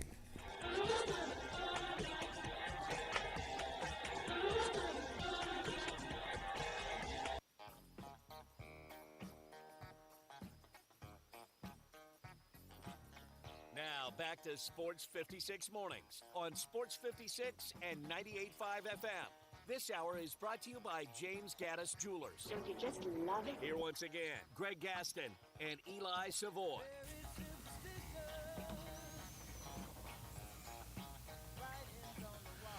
Welcome back, everyone. 8:31 the time. Halfway home on this Friday edition of Sports 56 Mornings. Greg Gaston, Eli Savoy, Elijah Seegers. Now time to talk some Tigers basketball. We do it each and every Friday with the professor, Matt Dillon, Tigers basketball radio analyst. It's the Tigers basketball report. It's brought to you by Central Barbecue, Binswanger Glass, Colonial Hardware, and Napa Cafe. Good morning, Matt. Good morning, fellas. Boy, really toasty outside. Really nice day. How cold was it in Wichita? Wind chill was about 20 below. Total wind blowing out of the north about 20 miles an hour, and it was just unbelievably cold. I do not understand how people survive up there, but I guess they make it. Well, I heard Dave talking about this the other day, and I just can't buy it. Now, maybe you agree. And I'm talking about the situation for the Tigers and their travel. They go down to Tampa. They play South Florida. Obviously, the sport is an indoor sport, so I don't know what it makes a difference with the temperature, but it's warm, it's beautiful, everything's cool. They come home, and they're chartering, by the way, and then they charter to Wichita, and it's freezing, and it's an 11 a.m. early tip on Sunday. Do you think that really made a difference in the way they play like that when we're talking about indoor sports?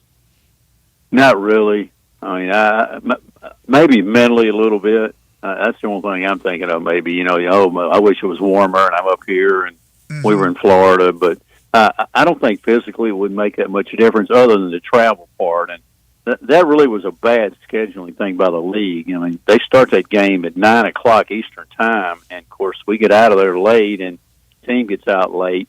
They got to go, back straight with us, and, so it wasn't too bad, and you're thinking everything's going to be okay, but both the team and we had trouble getting to Wichita. It's not an easy place to get to now, the way the flights have changed and everything, so Of course, we had to go to Chicago and we got it hung up, and you probably heard all the stories about that from Wolo, that our travel, we had to drive. Yeah, we had to actually drive from Manhattan, Kansas to get to Wichita. It was a interesting afternoon, to say the least, and the team came in a really turbulent flight. The weather was really kind of dicey, during that period of time, and they had a pretty rough flight coming in. And a couple of them actually, I know Jourdain said something to us on the postcom. He said, "Man, I hope that flight home is not as bad as it was coming up." So, no, I don't think physically bothered them. Mentally, a little bit maybe. I think they were so worried about getting up there, and of course, playing, down in balmy 80 degrees, kind of get, feeling pretty good there, and you get to W, and you come into Wichita State, and honestly, fellas, I tell you, Wichita State, the crowd was maybe one half of what it normally is. I was very surprised in some ways. I know the cold is there, because it's always cold there. I've never been there when it hasn't been cold, but the crowds were not there. There was probably a less than half full there, maybe 4,000, probably even 5 at the most, a 12,000-seat arena basically. So, you didn't think the game was going to be very difficult, and it started out, like it would be okay, and then, once they got a little, wind under their sails, they really came back, and their crowd got behind them a little bit. But very interesting thing, the way the thing ended. I was really kind of surprised that it's probably the first time, I guess you could really say, that in the clutch, this team didn't come through and make some plays, and they weren't able to do it, especially in the overtime. Yeah, I mean, in the end, you go 1 for 8 in overtime. P.J. Haggerty goes 4 for 18 for the game. We just haven't seen many games like that out of him. And for this team, if he's going to go if he is going to go 4 for 18, it's going to be difficult for them to win. No question about it, Eli. They have to have him scoring. He looked a little bit off. I don't know. Sometimes guys just have that, and they really made a point to guard him. They switch a lot, and they really did a lot of things with him to try to get him out of the, sorts. But I think the big thing to me was Dane Danger, the way he played the other day. And it's funny because as an analyst, a lot of times you got to make predictions of what some of the keys are to the game. And I predicted him to have a big game, and he didn't do anything almost the other day. So I don't know if I'm going to predict anything again, fellas. I'm not sure. Because, seriously, I was really surprised at what he played, to be honest with you. He's been playing such good basketball recently. I don't know if it was a mental thing with him. That's why I mentioned the mental part of it a moment ago, because he just did not seem in sync at all. And that's really surprising to me, because I think he's a type player that could do a lot of damage against Ballard, because he's bigger, not lengthwise, but I'm talking about bulk. He could muscle in and do some things, but just did not seem, to be into it mentally. But Mr. Cisse played probably his second best game of the year, maybe the best game of the year. Yep. Ole Miss was a good one, obviously, as well, but he played good. But the problem, I think, with him is defensively sometimes he gets out of position. That's what happened when Cortez hit the three. They were switching, and they got to switch off on him, and he didn't get out and close him out. And when he got the shot away, I knew it was going in. Sometimes you can tell when the shot's going in. It was really weird. And he got it away, and not a prolific three-point shooter, but, you get that switch and you get a guy that's bigger, doesn't have enough quickness to get out there and close, and that was really a big shot that, obviously changed the complexion of that game as well. And when you look at the inside play, he scored, but Ballard scored too. He scored 19, so they kind of negated each other.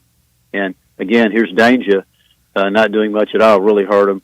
There's a couple of turnovers in the overtime, that hurt. I mean, and, of course, the one I think the one turnover that Harris, kind of, I guess, just took his eye off the ball and lost it out of bounds was a critical play as well. By the way, Dane just certainly can't blame the cold weather for his performance. When you're from Minnesota and he was at Illinois, that's right. He is very much used to cold weather. He should be okay. Yeah, I just thought Wichita State had a good game plan. They weren't going to let Danger beat them, and I think they did a good job. They frustrated him, and when Danger gets frustrated, he can mentally be taken out of a game, and it also affects the defense he plays. He's not a great defensive player, but he's a rebounder, and he wasn't doing that either. Then again, he didn't play a ton of minutes. He played, I think, 20 because they had to 20, go. yeah, right. Because Penny had to go with Cisse, and I thought Cisse delivered. I thought the problem. I'm going to move off of Wichita State here and move forward, but I thought the problem was the perimeter defense. I thought the guards played horrible for Memphis defensively. They allowed dribble drive penetration, and then what they would do is either take it to the hole or they would alley-oop it up for a dunk, and Cisse couldn't go back and forth between two players. But I thought the perimeter for Memphis's defense was bad. I thought the communication was really bad. And I'm giving credit to Wichita State. They played better. They wanted the game more. They won the game. And right now they're red hot. And they won last night at Florida Atlantic, which is the next opponent coming in on Sunday. But the thing is with the Tigers, and I think you'll attest to this, Matt, is every time they have faced some adversity this year, they have bounced back. That next game, they've looked great. I Sure have. expect them to play really, really well on Sunday. I do too. I think they're going to play well, and your observations about Wichita really were excellent. I think the middle pick and roll really killed them in the lob. They didn't play very well, and that's something they've been really strong doing most of the year. And that's the way Ballard got his points, obviously, as well. But you're right. They drove the ball and went to the free throw line, and because they're not a good 3-point shooting team now. I think the mental aspect coming into this game for the Tigers, you got to say, hey, man, look, we're back at home. We got a pair of games. Then we got to go to UAB. So you have to take care of business. Now, obviously, they basically have a 2-game lead on both the other two teams. So because they got the tiebreaker, but still, you cannot come in and not be mentally ready to go in either one of these games. Rice almost got you down at their place, which I don't see a repeat of that. But this team coming in now, Florida Atlantic had been playing pretty good basketball until losing last night. I was surprised they lost to Wichita. I didn't think they would do that at home, but they're capable of coming in and doing some things. They changed their lineup. They put Carroll back into the lineup 5 or 6 games ago, put the freshman kid, Titus, on the bench. So they've changed the lineup a little bit, but they're a team that's capable. Has some veteran players, and got Bobby Miller's 6'11" guy. They moved him to the 5, and Carroll's at the 4 right now, which just seemed to open some things up for him. Carroll a little bit better offensive player, so they're a dangerous team now. They can come in and they got nothing to lose, and just like everybody else, he comes in and is ready to play because the Tigers are circled on that schedule, and of course they have Tandy as well. He's kind of a dangerous player, been up and down a little bit, but he's capable of having big games, and he did it in the past at Xavier, especially when he was there. He had some good games there as well. And dangerous team, a lot of transfer guys, and they can score some points. Greg and Eli, they're right up there at the top of the league in scoring. Matt, do you know, let's say the Tigers were to lose to UAB in the second matchup, and let's say it ended up as a 3-way tie. How would that tiebreaker work? Do you have any idea? Oh, you go down, I think, in the next guy below you, I think, go between them. What did you do? Did you sweep them or whatever? And then, but it's almost be a scientist with a formula to figure out some of this stuff. But I hate to think about that, Eli. Really, and I don't think we'll get to that point. But I was just wondering if you knew off the top of your head how that 3-way tiebreaker would go between those 3 teams. And they're in good shape because, as you said, if they lose one of those games, it ends up being a tie. Right now in the standings, Tulane, they've beaten Tulane. Then Florida Atlantic, they've beaten them. They'll try to beat them for a second time Sunday. East Carolina, they beat them. You'd have to go down to Wichita State, which is right now 1, 2, 3, 4, 5, 6, 7th. And they went 1-1 against them. Temple is further down. Temple keeps losing, which helps in case it came down to one of those deals that there would be a tie break. So, they're in good shape. But again, that's the regular season title. That's nice. But that doesn't mean anything. The tournament championship means a lot. Now, for Memphis, they're the one team that's going to get in as an at-large. They've done so much damage in a good way that they're going to get in not having to win the tournament. But we know that if they don't win the tournament, they're going to drop another seed line or two. It does get a second American Conference team in. That's why they're going to be ready to go in Fort Worth, because this is a second chance for all those other schools. For Memphis, though, that's why they have to be mentally prepared, Matt. They have to be almost more prepared than other teams are, because they will come in with that added incentive of knowing that they have to win the tournament to get in to the big dance. This is a challenge for the coaching staff. You're right.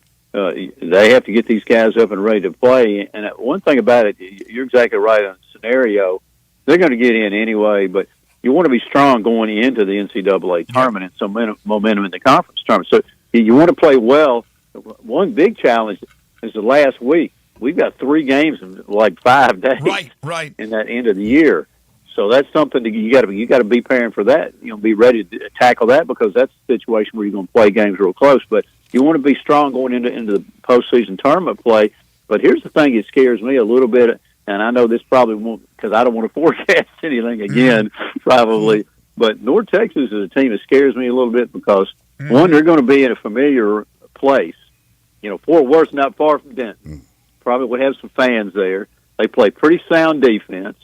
They've got a net that's in the 50s right now. So they're a team that's capable of slowing the thing and grinding it down and making you play an ugly type of basketball. And I certainly don't want that happening down there at Dickies Arena. So there's some challenges ahead for this basketball team. It's not over yet. I mean, they're going to the stretch here, and you see the tape at the finish line there. But this is a marathon, and we're not all the way for 24 miles right now, so we got some things to look forward to. Well, no question about it, Matt. And again, with what we're looking at in different bracketologies, the Tigers are sliding, and you lose another one of these games, you could slide right into that 8-9, that 50-50 game, and you did all that work for naught. You did all that work. Well, you certainly would benefit by being in the tournament, which you weren't last year, but all that work to try to get a good seed, and that could be out the window. So winning the rest of these games, 5 more to go, 3 in the tournament, win the tournament, that's 8 games.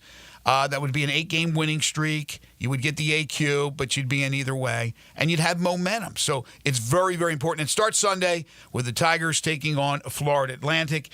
He is the Tigers basketball radio analyst. He is the professor. He is our good buddy Matt Dillon, who joins us every Friday for the Tiger Basketball Report. Matt, have a great call on Sunday. Thank you so much. Okay, guys. Stay warm, though, and don't get out and do any sunbathing. Thanks, Matt. Matt Dillon is brought to you by Central Barbecue, Binswanger Glass, Colonial Hardware, and Napa Cafe. We will take a timeout, come back with more. This is Sports 56 Mornings with Greg and Eli on Real Sports Talk, Sports 56 and 98.5 FM. Broadcasting from the Family Leisure Studio, we are Sports 56 and 98.5 FM. If you love sports and Mexican food, you can get the best of both at Los Cabos Mexican Bar and Grill on Summer near Grand. Watch all the big games and all the activities on all the walls at Los Cabos. And enjoy premium tequila shots anytime for just $5.50. Celebrate every day with reservations from 10 to 3 and happy hour from 3 to 8. Lunch is just $6.75 to $10.99 and margaritas start at $4.99. Experience real Mexican cuisine along with great sports at Los Cabos on Summer near Grand. Hi, this is Troy Fiveash, owner of Fiveash Roofing. I have been told that my ads are all business and I should share some of my personality. Okay, I love tongue twisters, like the one about the terrific tasting toast by Taste Tester Toaster, or Big Black Bugs, Bleed Blue Blood, and of course Sally and her seashells. Or of course the ever-present I'm a Mother Pheasant Plucker, I plug Mother Pheasants. Okay, enough of that. If you want an honest, fair, reasonable roofing, siding, or gutter estimate, call Fiveash Roofing at 367-0050. That's exactly what you'll get. No empty promises, no high-pressure sales tactics, and no fast-talking salesman trying to convince you that today and only today is the best day for you to get a new roof. For the record, the best day to get a new roof is when you're ready for one. Fiveash Roofing, fair, honest, and ethical. 367-0050 or memphisroofer.com. Fiveash Roofing is what we do. We're here for you. These days, it feels like everyone is talking about how the American dream of homeownership has become out of reach for so many of us. Well, Rocket is trying to give us more of a chance to own our homes. They're making homeownership simpler and more accessible to more people, turning renters into owners. Rocket believes that every one of us deserves a shot at the American dream. So, are you ready? Own the dream. Visit rocket.com or call 800-4ROCKET. Tito's handmade vodka is America's favorite vodka for a reason. From the first legal distillery in Texas, Tito's is 6 times distilled till it's just right and naturally gluten-free, making it a high-quality spirit that mixes with just about everything. From the smoothest martinis to the best Bloody Marys, beyond the bottle, Tito's has gained a reputation for giving back, teaming up with nonprofits around the world to serve its community and do good for dogs. Make your next cocktail with Tito's and learn more at Tito'sVodka.com. 40% alcohol by volume, mainly 80 proof, crafted to be savored responsibly. Andy Wise here. I'm an actual customer of Pella Windows and Doors of Memphis in the Mid-South. I was so impressed, I endorsed Pella as the standard in affordable luxury. And now, Pella's even more affordable. 12 months, no interest, no payments, plus 50% off installation. Mention you heard this on the radio and get another $500 off. I'm telling you, as your consumer investigator, as their customer, make the wise choice of Pella Windows and Doors of Memphis in the Mid-South.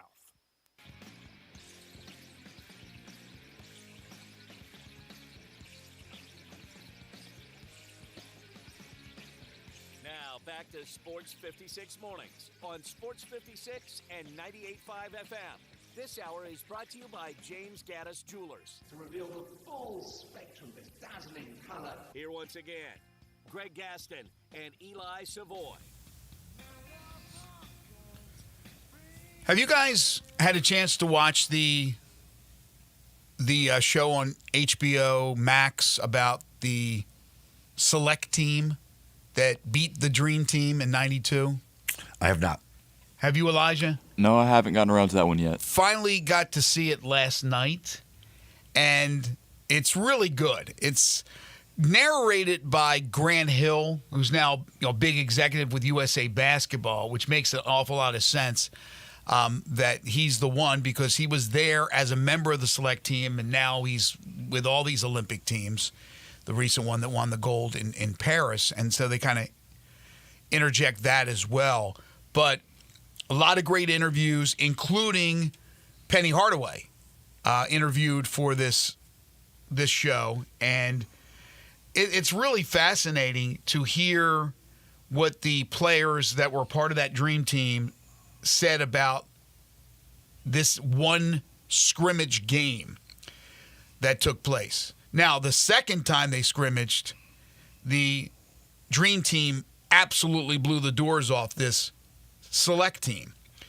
But the select team won the first scrimmage. And you had Chris Webber, you had Grant Hill, you had Penny Hardaway, you had Bobby Hurley, and they actually had one camera filming it. And so you saw a bunch of different highlights, but it wasn't like up close, and it was just a wide camera view of what was going on. But you could see the select team just absolutely running them up and down the court. And so obviously many years have passed and people see it differently. And it's interesting to hear Mike Krzyzewski, who was an assistant coach for the Dream Team, to Chuck Daly, who was the head coach, and Lenny Wilkins, who else was there? B.J. Carlissimo. And Roy Williams coached up this select team. And Krzyzewski, even today, because Grant Hill interviewed him for this, Eli, and Krzyzewski said that he absolutely believes they threw the game, that Chuck Daly threw this scrimmage game by who he played and not calling timeouts, not doing adjustments, anything like that, because he wanted them to be punched in the mouth so they knew that anything's possible once they got to Barcelona. And when they got to Barcelona, as everybody knows, history will tell you that's the greatest team ever assembled. They crushed every team, winning the gold. Every member of that team is a Hall of Famer with the exception of Christian Laettner. But Krzyzewski believes to this day that happened. Obviously, Chuck Daly passed away a while ago, so you can't get it from the horse's mouth. But to listen to Michael Jordan, to Larry Bird, all these guys, Magic Johnson, they said they just whipped our butts, man. They whipped our butts. They never said one thing about, we were, but again, they wouldn't have been in on it. This was like basically a strategic move by Chuck Daly, according to Krzyzewski. Now, PJ thinks he's crazy. Roy Williams says he's out of his mind. We beat them fair and square. But it's so amazing. Charles Barkley, what he said about this, but just the guys assembled in San Diego, arriving there, and then there's thousands and thousands of fans there to see Larry Bird, Magic Johnson, and those guys, Charles Barkley, and not any of these select guys who would go on to be really, really good players. Chris Webber's a Hall of Famer. Penny should be a Hall of Famer. But they weren't even given any kind of notice from the people that were there, the fans that were there, from the media, because they're interviewing the Dream Team. But it's fascinating to watch these guys play. And Larry Bird said, that guy, he said Penny was dominating. He goes, I'm looking at Penny. He looks like he's 12 years old, and he's absolutely dominating. And then others talked about Bobby Hurley. We couldn't slow him down. He was this little guy, and he was going through everybody. I would recommend that highly to watch this documentary about the select team. I forgot all about that because, again, it was a closed-door scrimmage that wasn't televised like things are today. They had the one camera, but they had the proof. We know that they won that game. But, again, whether or not there was some truth to what Krzyzewski said, who knows? Really fascinating. It's on Max, you said? Yeah. Yeah. I also watched the 6-part series about the Paris gold medal winning team, the U.S. team. That was good. It was long, obviously 6 parts, and they covered every single thing from when they started to practice until the actual trip. And it was really good. I'm not going to slight that one. But this thing was different. This is an hour and 20 minutes, real quick, relatively, and you're going to get you're going to learn a lot. And then you get to hear Penny. Penny talking about the team assembled and all that. So it was really, really cool. Texas and USC, according to reports, have decided not to have their annual spring game. So I don't know what the running count is. I believe Nebraska was the first one when Matt Rule said that they're not going to have the spring game. I don't know if this is going to become a trend this year. Now, whether or not they change the spring portal, if that will make a difference in playing these games. Obviously, there's paranoia about some of these games and being shown, and that there's the possibility of, the teams scouting you and seeing what you have. And then there's also the tampering that they're worried about, seeing some players that may not be like the A-listers, and you go after that player and they become a star, budding stars that are maybe backups now for a current team. There's all kinds of reasons why they don't want to have this. Injury is certainly another reason, although you can get injured in practice, as we know. I wonder how many more teams will do this, Eli. And I wonder what Memphis, and we haven't had a chance to talk to Ryan Silverfield, like what he thinks about this, because they haven't even put out their spring schedule yet. I'm just curious if more schools will go the way of USC, Texas, Nebraska, and some others. Yeah, who knows? As I think it was Sarkisian maybe that said, obviously the world of college football is changing, and all of these schools are trying to figure things out. And what the new normal becomes, well, we shall see as this all continues to evolve. And maybe that leads other schools to say that it's not worth doing it. Maybe others look at it as a money maker that they still want to do. I don't know. I think it's probably on an individual basis, but I think all these teams are just trying to figure out what the new normal is in college football. Yeah. And then the portal question, that is something right now, I don't even know if it's being considered. We know that the coaches all hate it. They came out with that coaches meeting that they had and were pretty staunch about that. But right now, you have these leagues that are, these conferences that are worried about, where they're going, what direct, not worried, but talking about where they're going to go after 2025, and they have to start putting that into play as we had those meetings in New Orleans between the SEC and the Big Ten and other meetings that have taken place. You have to start getting the wheels turning to see what they'll end up agreeing upon for changes and a new contract starting in 2026. And then also, at the same time, they're talking about changes to the seating and things of that nature for the 2025 season. So things like the spring portal and whether or not to change the date of it or to get rid of it, whatever, that's on the back burner. That's on the back. The coaches care about that. And that's, again, one of the reasons, the many reasons why they don't want to play these spring games. All right, when we come back, we open up Hour 3 with 10 in a row. You can jump on the Sissy's Log Cabin listener lines right now if you'd like to participate at 901-360-8255. 10 in a row coming up to open up Hour 3. We got some baseball to get into. We got some NFL news.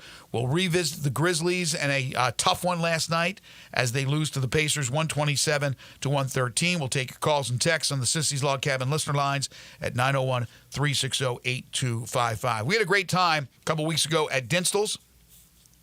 By now, I'm sure you folks have eaten the Valentine's candy.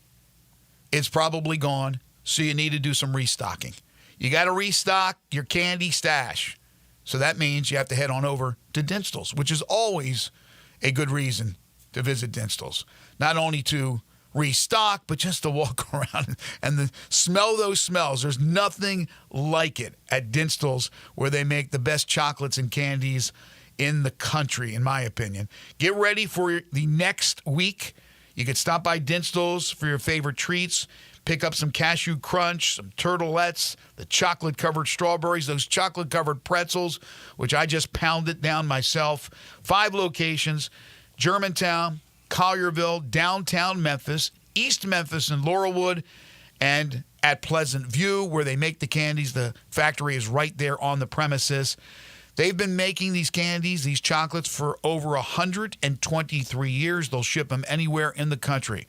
So make sure you head on over to Dinstall's to restock your candy stash. Dinstall's been putting smiles on people's faces for, again, 123 years and counting. You're tuned in to Sports 56 Mornings with Greg and Eli on Real Sports Talk, Sports 56, 98.5 FM.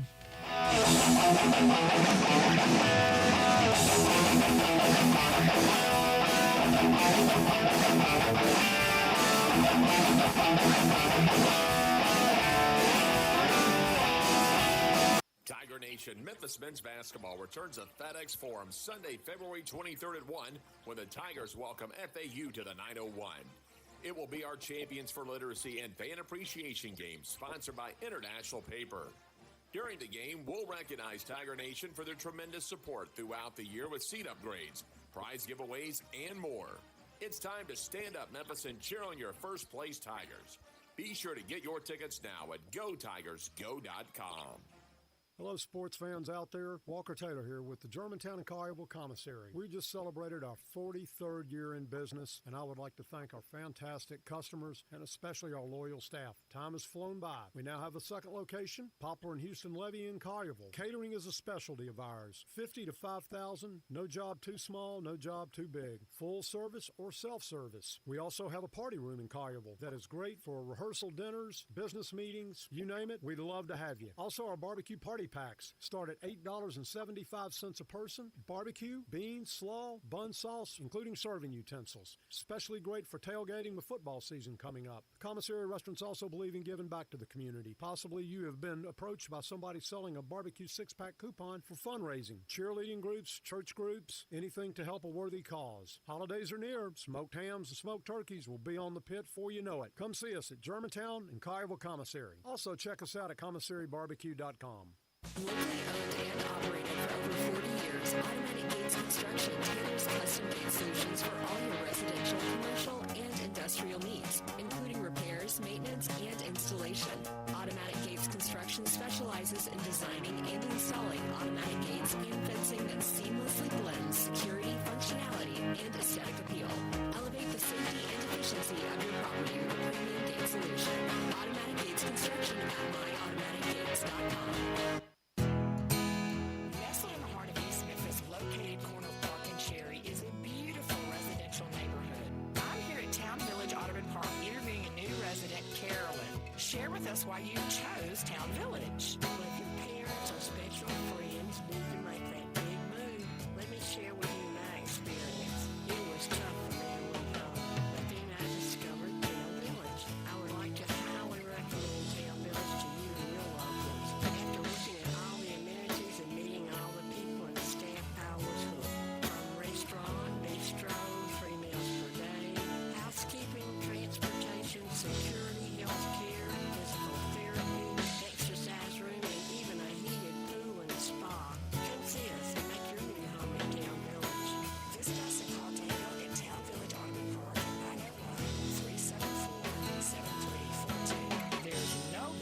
like home, town, village. I'm Gary York. I'm the service director at Lexus in Memphis. Our service department wants to be more than just a place where you get your oil changed. We do glass repair, windshield replacement, recalibration of your camera and sonar systems, even wheel repair, tire replacement, all the things you would expect from a luxury automotive dealer. Please check out our website. You can schedule your appointment, check out our specials, hours of operation, or if you'd like to do it in person, please reach out to one of our associates at 901-271-5199.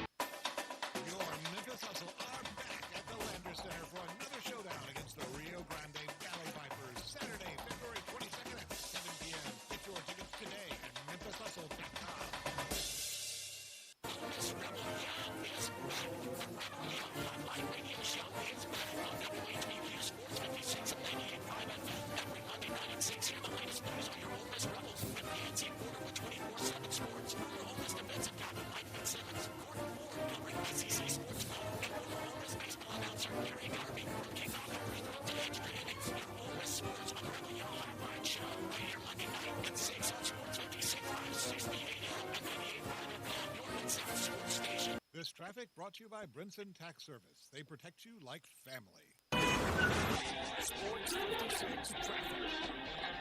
Good morning. Wrapping up the paperwork on a couple of wrecks, including that one we had earlier that was pretty severe on 40 West at Witten Road. Again, it's flowing much better through there than it was. Traffic's on the increase even more on Bill Morris getting onto 240 there, coming past Mount Moriah. Hey, if your lawn needs some help this time of the year, don't worry. Lawn Solutions can help with 30 years experience. Lawn Solutions. Call 867-5626. I'm Commander Chuck with your on-time traffic.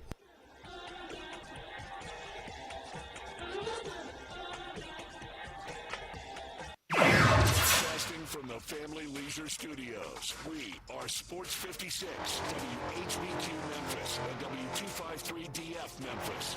Now back to Sports 56 mornings on Sports 56 and 98.5. Welcome back, everyone. 9:06 the time. Hour number 3 here on Sports 56 Mornings, the Friday, February 21st, 2025 edition. Greg Gaston, Eli Savoy, Elijah Seegers from the Family Leisure Studios.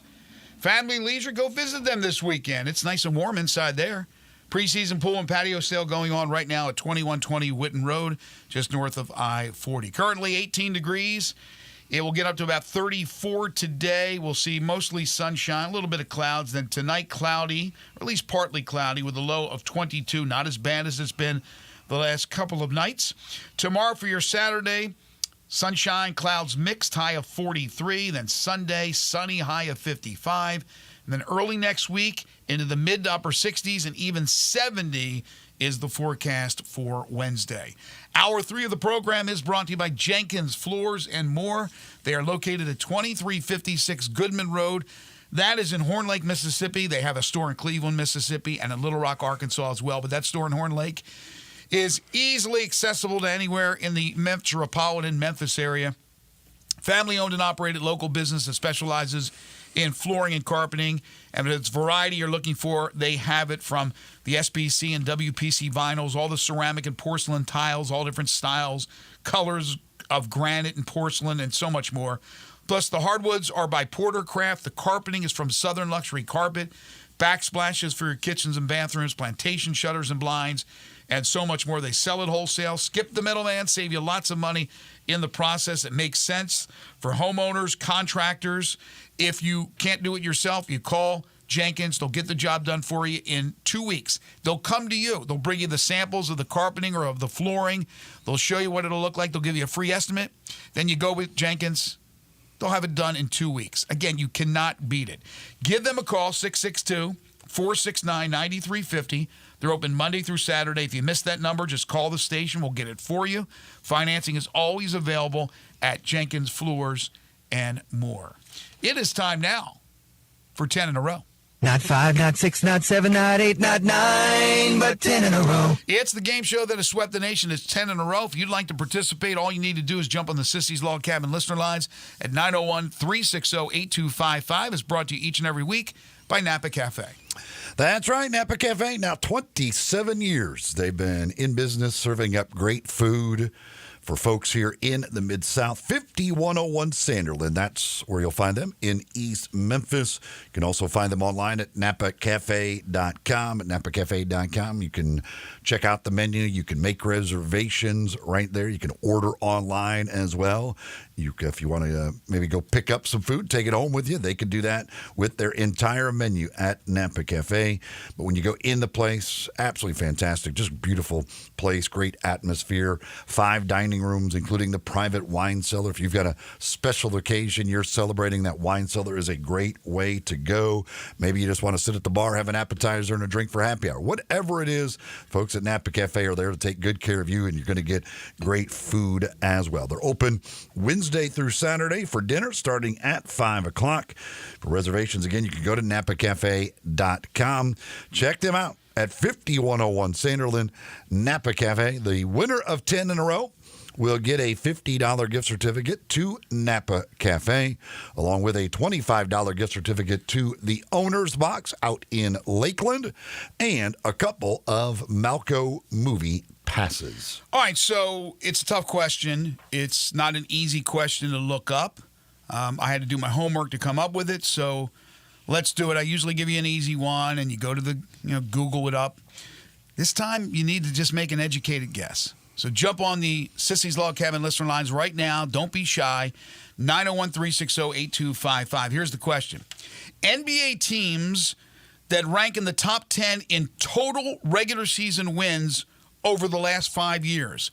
I'm going from February 19th of 2020 to February 19th of 2025, which was just 2 days ago. Obviously, they played some games last night. I did not include that. So it's the last 5 years, calendar years, from February 19th, 2020 through February 19th, 2025. Top 10. So I'll give you an NBA team. If they rank in the top 10, meaning they have one of the top 10 most wins during that 5-year period, it's a yes. If not, it's a no. NBA teams that rank in the top 10 in total regular season wins has nothing to do with the postseason. The last 5 years, from February 19th, 2020 through February 19th, 2025. 901-360-8255. Let's have a little fun with this. Take some educated guesses. I guarantee you we'll get a winner eventually. But if you're not up, step up to the plate, you're never going to have an opportunity. Again, $50 to Napa Cafe, $25 to the Owner's Box, and a couple of Malco movie passes on the line for a winner today.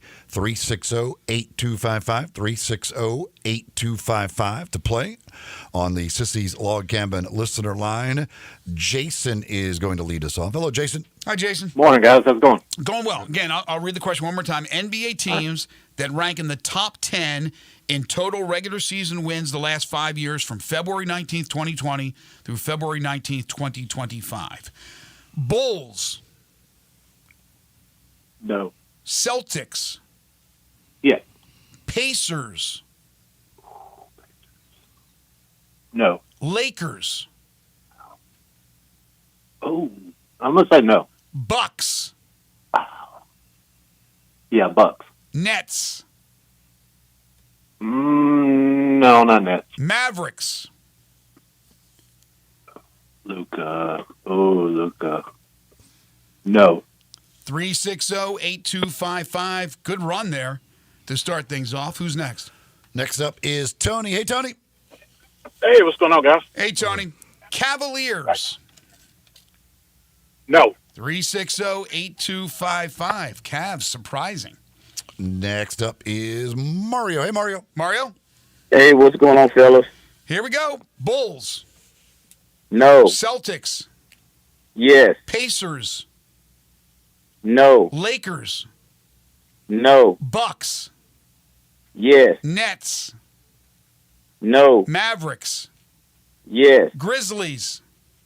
No. Kings. No. Raptors. No. Mario's a winner. Mario, congratulations, sir. You are a winner. Hold on, Elijah will let you know how to get your prizes. Are we doing second chance? Lines are full. No second chance. No second chance. Sorry, folks, no second chance. You guys did great. A lot better than I thought it would go. Let me get to the second list. I'll challenge you, Eli. Cavaliers? Yes. Timberwolves? Yes. That's a no. Nuggets? Yes. Suns? No. That's a yes. 76ers? Yes. Heat? Yes. Thunder? Yes. That's a no. Clippers? Yes. Correct. Knicks? Yes. Correct. Warriors? Yes. That's a no. That's shocking. I'm blown away by that one. But here you go. So the Celtics are number 1. The Nuggets are number 2. The Suns are number 3. The Bucks are number 4. The Sixers are 5. The Clippers are 6. The Mavericks are 7. The Knicks are 8. The Cavaliers are 9. The Heat are 10.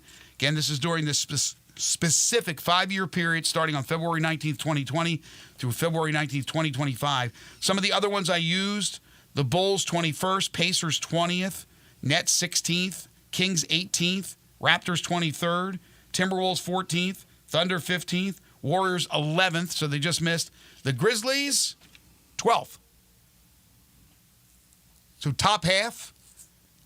They've had, obviously, some really, really good seasons. Last year was not, but then they had second-place finishes for a couple of years in a row, and right now are trying to be a top 3 seed, at least a top 4 seed. Who knows?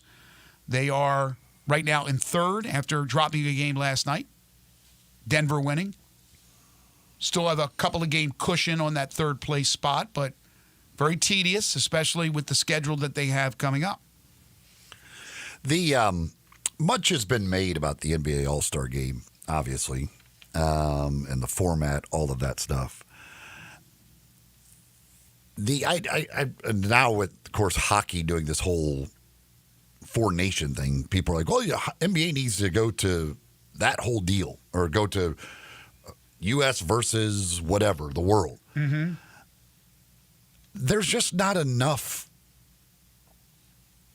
non-American players. Like, you would end up leaving American players out of the All-Star game that obviously deserved it to fill up a world roster of guys who don't deserve it. Well, the world roster starters would be better than the starters for the American starters, but they're not as deep. But they have the best players in the world right now are foreigners. Jokic, SGA, Doncic. I mean, there's a number of them. Giannis. But well, it's basically Chuck's team from the All-Star weekend, which they didn't win it. Right. I look here. I don't care how they break it up.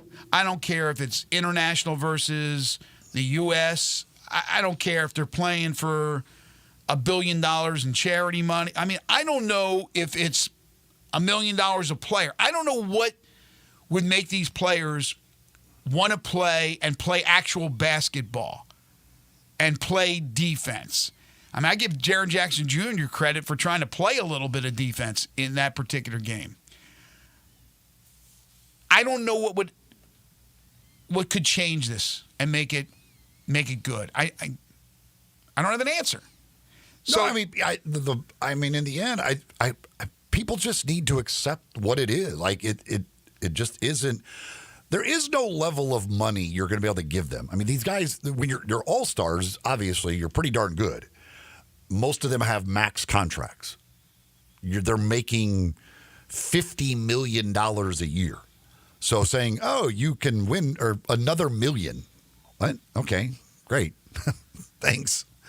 I'll throw that away somewhere.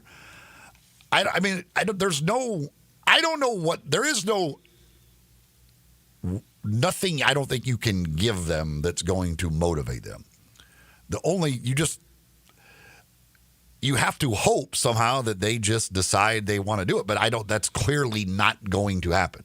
Like, we've had too many years of people criticizing it, whatever, for them to suddenly go, you know what? Yeah, actually, we all should, for the good of the league, for the good of the product, everything else, we need to go out there and play hard. It's just not going to happen. This generation, it's not going to happen. So I just think people need, again, I think what they tried to do this time, I think they're on the right track. But if I'm not mistaken, I was just trying to do a quick count here. And maybe, Elijah, you could do a better count here. I see 1, 2, 3, 4, 5, 6, 7. Is there only 7 international All-Stars this year? Now, Luka obviously is not on here, so if you throw him in there on a normal year, that would be 8. But I think, and I may have missed, I'm trying to do this while I'm talking here, counting these guys. There may be like a Canadian or something that I missed going through here quickly. But, I mean, if you do U.S. versus the world, like it's just not going to be, the rosters aren't going to work. Like, you're going to have to fill the world roster with a couple of guys that certainly are not deserving enough to be an all-star compared to some of the American guys who would be left off of their roster. I don't know. I mean, why don't you just you vote for the international guys separate, then you vote for then you vote for the Americans. The top 12 to 15 guys are on that roster. Then you have a lot more guys that can play in the All-Star game, which is nice for them, right? Which I've always thought the roster should be expanded. I don't see where it's much of a problem. Yeah, I've got 8 international players from this year's All-Star. Yeah, but you could. First of all, it's an All-Star game. You don't have to go really that deep. So as long as, I mean, the international team is better than the American team right now. I would put the. Well, they didn't win this year when they were all pretty much together. All of those guys were on the same team, weren't they? Yeah, and that'd be a top-heavy team. I didn't watch it, and the format is different. I'm talking about. Well, they played a game against the American teams. All of those international guys were basically on one team, and they did not win. They played up to 40, right? And what I'm talking about is in a real game where guys. They did play a real game. Where they try. A real game where they try. They tried more this year than they have ever tried. Eli, stay with me for a second. I'm talking about, let's say, a real basketball game. A real basketball game right now. Okay, everybody's going hard. They're playing defense. Would you not take the team that has Nikola Jokic, Shai Gilgeous-Alexander, Giannis Antetokounmpo? I mean, is Embiid playing for international? I think he is. Luka Doncic. You're not taking that team over Steph, LeBron, KD, I mean, all the old dudes. Well, I'm going by what just happened. It wasn't a game. The team with Jokic, SGA, and Giannis lost to the team with, LeBron didn't play. Curry, Durant, that team won it. This team lost it. Okay. Well, we'll agree to disagree. And again, I don't look at that as but a again, game. you're just going to fill up a roster of international players who don't deserve to be all-stars. That's my whole point. Doing it this way, you're going to throw 3 guys on an international team that have no business being all-stars to fill up a roster and leave 3 or whatever American guys off of a roster that clearly deserve to be all-stars over them. Well, let's think about other international players that could have been on the all-star team. I mean, we're stretching now, but who else could it be? Sabonis easily. Lou Dort is one of the best defensive players in the NBA. He's from Canada. You could have put him on the team. Jamal Murray from Denver is Canadian, international player. Just off the top of my head.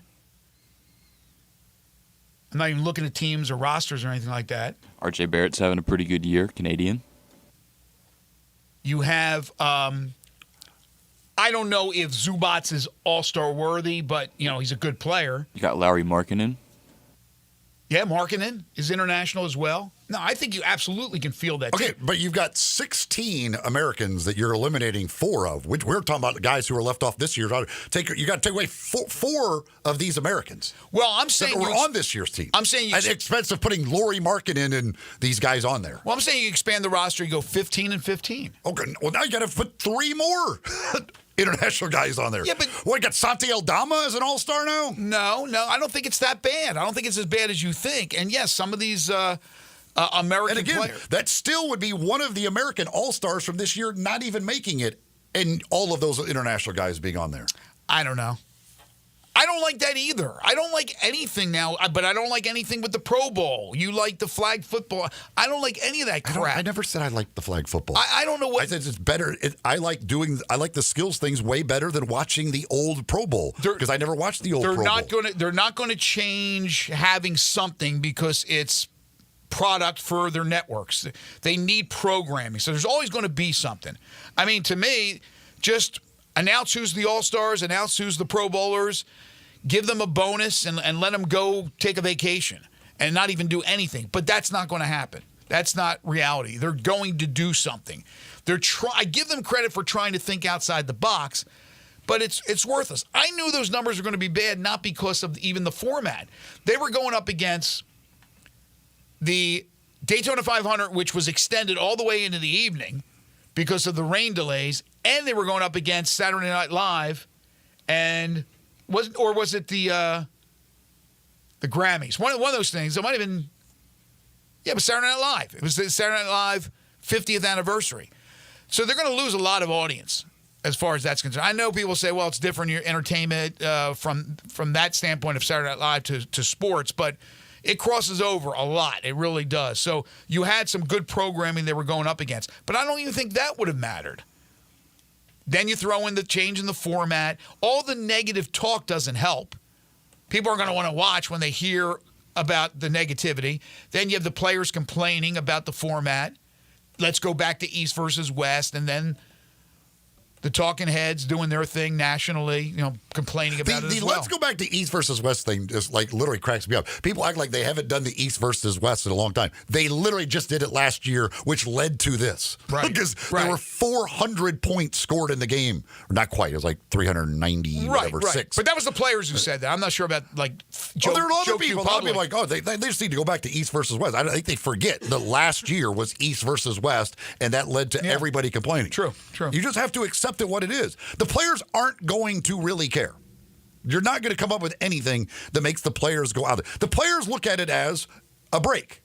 It's the All-Star break. This is their break. They're not going to go out there and bust their rear end. They're looking at it as, this is my break. Yeah, but the players never in the past, I'm going way back now, thought about it as, this is our break. They wanted to play, and they played hard. They played physical. They played damn defense. Now, I don't want to get to the point, and you can't do it in the NBA because it's a bunch of guys that, well, I guess you could do this. Yeah, you could do this. Although it sucked when baseball did it. They played for home field advantage in the World Series. That's dumb. Yeah, I don't think it works for the NBA. That was dumb too, but at least they were playing for something. Again, I give them credit because they were thinking outside the box of trying to make it more exciting for these players to play. Money right now doesn't matter. Michael Jordan played hard in the All-Star games for the most part. I don't know when it got away. I don't know when it started. Jordan had enough people he didn't like usually that he wanted to embarrass them. Right. When do you think it started to make the change to where these guys just didn't play defense, let guys shoot the threes, let them get dunks? When did it really change for the worse? I don't know really when it kind of got to that point. Like it was, I'm wondering if it was more in the 210s or the 20s. When did it happen? But it certainly has been like that for a while now. It's not just last 2 years. I don't blame the players. Even you throw in charities, it doesn't seem to matter. I don't have an answer. Maybe somebody wants to text in. They think they have the answer to how you can make it a competitive, fun game to watch. You want to have they have fun. You like three-point shots. You like uncontested dunks. Okay. I want to see a little bit more competitiveness. I want to see a little bit more pride. I do like a concept of East versus West or an international versus our country just for if it's going to be competitive. I hated the whole thing when LeBron and whoever, Giannis, I forget who was KD, were picking guys. That was stupid. So, I don't know. The numbers reflect it. It's horrible, but they'll probably go back to the drawing board and make a couple of changes again for next year, and it won't make any difference. And I don't know what the numbers were for Saturday night, for All-Star Saturday night. I don't know. We had McClung winning the dunk again. He was great, but for a third straight year, they pull him out, dust him off, and he wins a dunk contest. Three-point shooting is not the most electric thing in the world, but I think it's fun because you have some names. Skills, you had the Spurs trying to cheat. The Celebrity Game Friday was a joke. I don't know. I wish they could get the dunk contest back. I wish they could at least get the stars to participate in the dunk contest. But yeah, and Ja is full of what. I he ain't just coming don't back. know how. Again, I don't know what you can do to motivate them to do it because there just is no money that's going to matter to those guys enough to do it. Hey, by the way, I mentioned this yesterday that Naquan Tomlin had signed a 10-day contract with the Cavaliers. He played last night, played 3 minutes, mop-up duty for the Cavs in their 110-97 win over Brooklyn. He hit his only shot, went 1 of 2 from the free throw line, had a rebound, so he goes for 3 points and a rebound in 3 minutes of play. Congratulations to the former Tiger, Naquan Tomlin. If you're thinking about lunch already, thinking about dinner, Corky's is a great option for you. Corky's Ribs and Barbecue with 4 locations, Poplar Avenue in Memphis, Poplar Avenue in Collierville, Germantown Parkway in Cordova, and Goodman Road in Olive Branch. They've been serving up that delicious slow smoke barbecue for 4 decades. They have been catering that entire time. So if you have an event coming up, no matter how large, how small, whatever the case may be, Corky's can cater it for you. Starts out as low as $7.99 per person. Corky's also has a private party room at the Cordova and the Olive Branch location. So you're going to celebrate a birthday, an anniversary, maybe a graduation later this spring, family reunion. Think of the private party room at Corky's. Give them a call and lock down your date for that usage. It's in Cordova and it's in Olive Branch. But again, 4 locations in Memphis, in Collierville, in Cordova, and in Olive Branch. It's Corky's Ribs and Barbecue, open for lunch and dinner 7 days a week. You're tuned in to Sports 56 Mornings with Greg and Eli on Real Sports Talk, Sports 56 and 98.5 FM.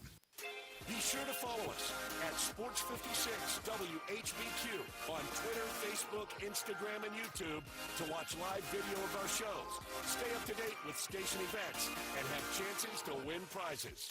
Don't miss out on anything that's going on. Follow us at Sports56 WHBQ.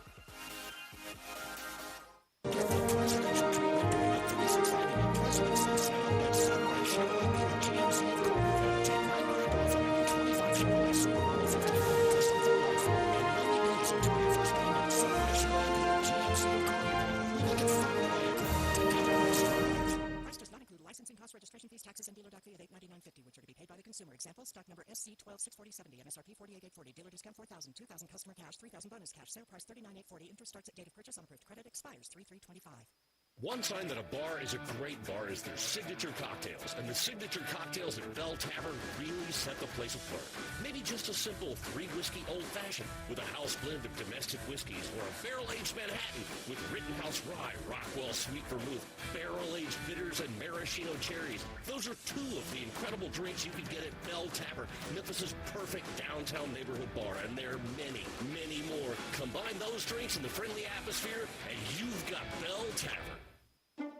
To be invested with Betterment is to believe in better, whether it's saving for today or building wealth for tomorrow.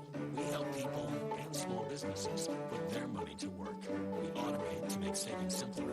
We optimize to make investing smarter. We build innovative technology backed by financial experts. For anyone who's ever said, "I think I can do better." So be invested in better with Betterment. Get started at Betterment.com. Investing involves risk, performance not guaranteed. Briggs Powder Coating for a beautiful finish every time. Briggs Powder Coating specializes in automotive ornamental residential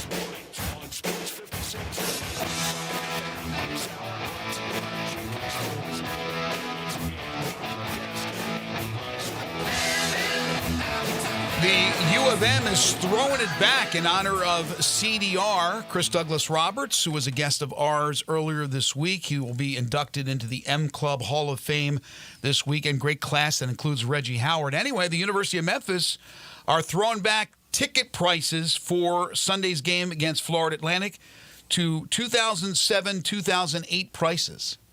Now, I don't know what the price was for a ticket back then, but whatever it was, you can pay for that ticket for this Sunday with a 2007, 2008 price. Throw in inflation, you add the two, carry the whatever.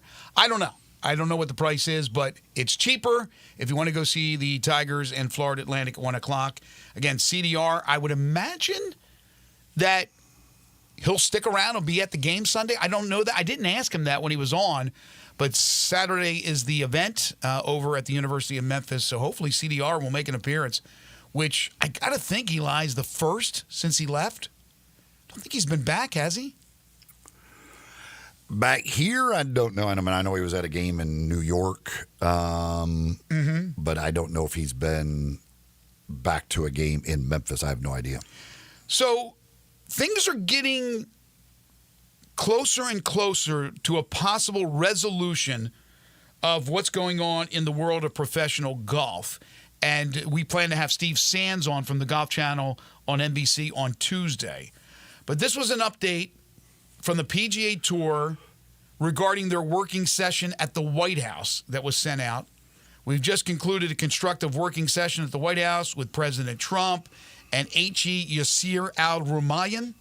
Thanks to the leadership of President Trump, we have initiated a discussion about the reunification of golf. We are committed to moving as quickly as possible and will share additional details as appropriate. We share a passion for the game and the importance of reunification. Most importantly, we all want the best players in the world playing together more often and are committed to doing all we can do to deliver that outcome for our fans. This statement is a statement from Jay Monahan, the former commissioner of the PGA Tour, player director Tiger Woods, and player director Adam Scott.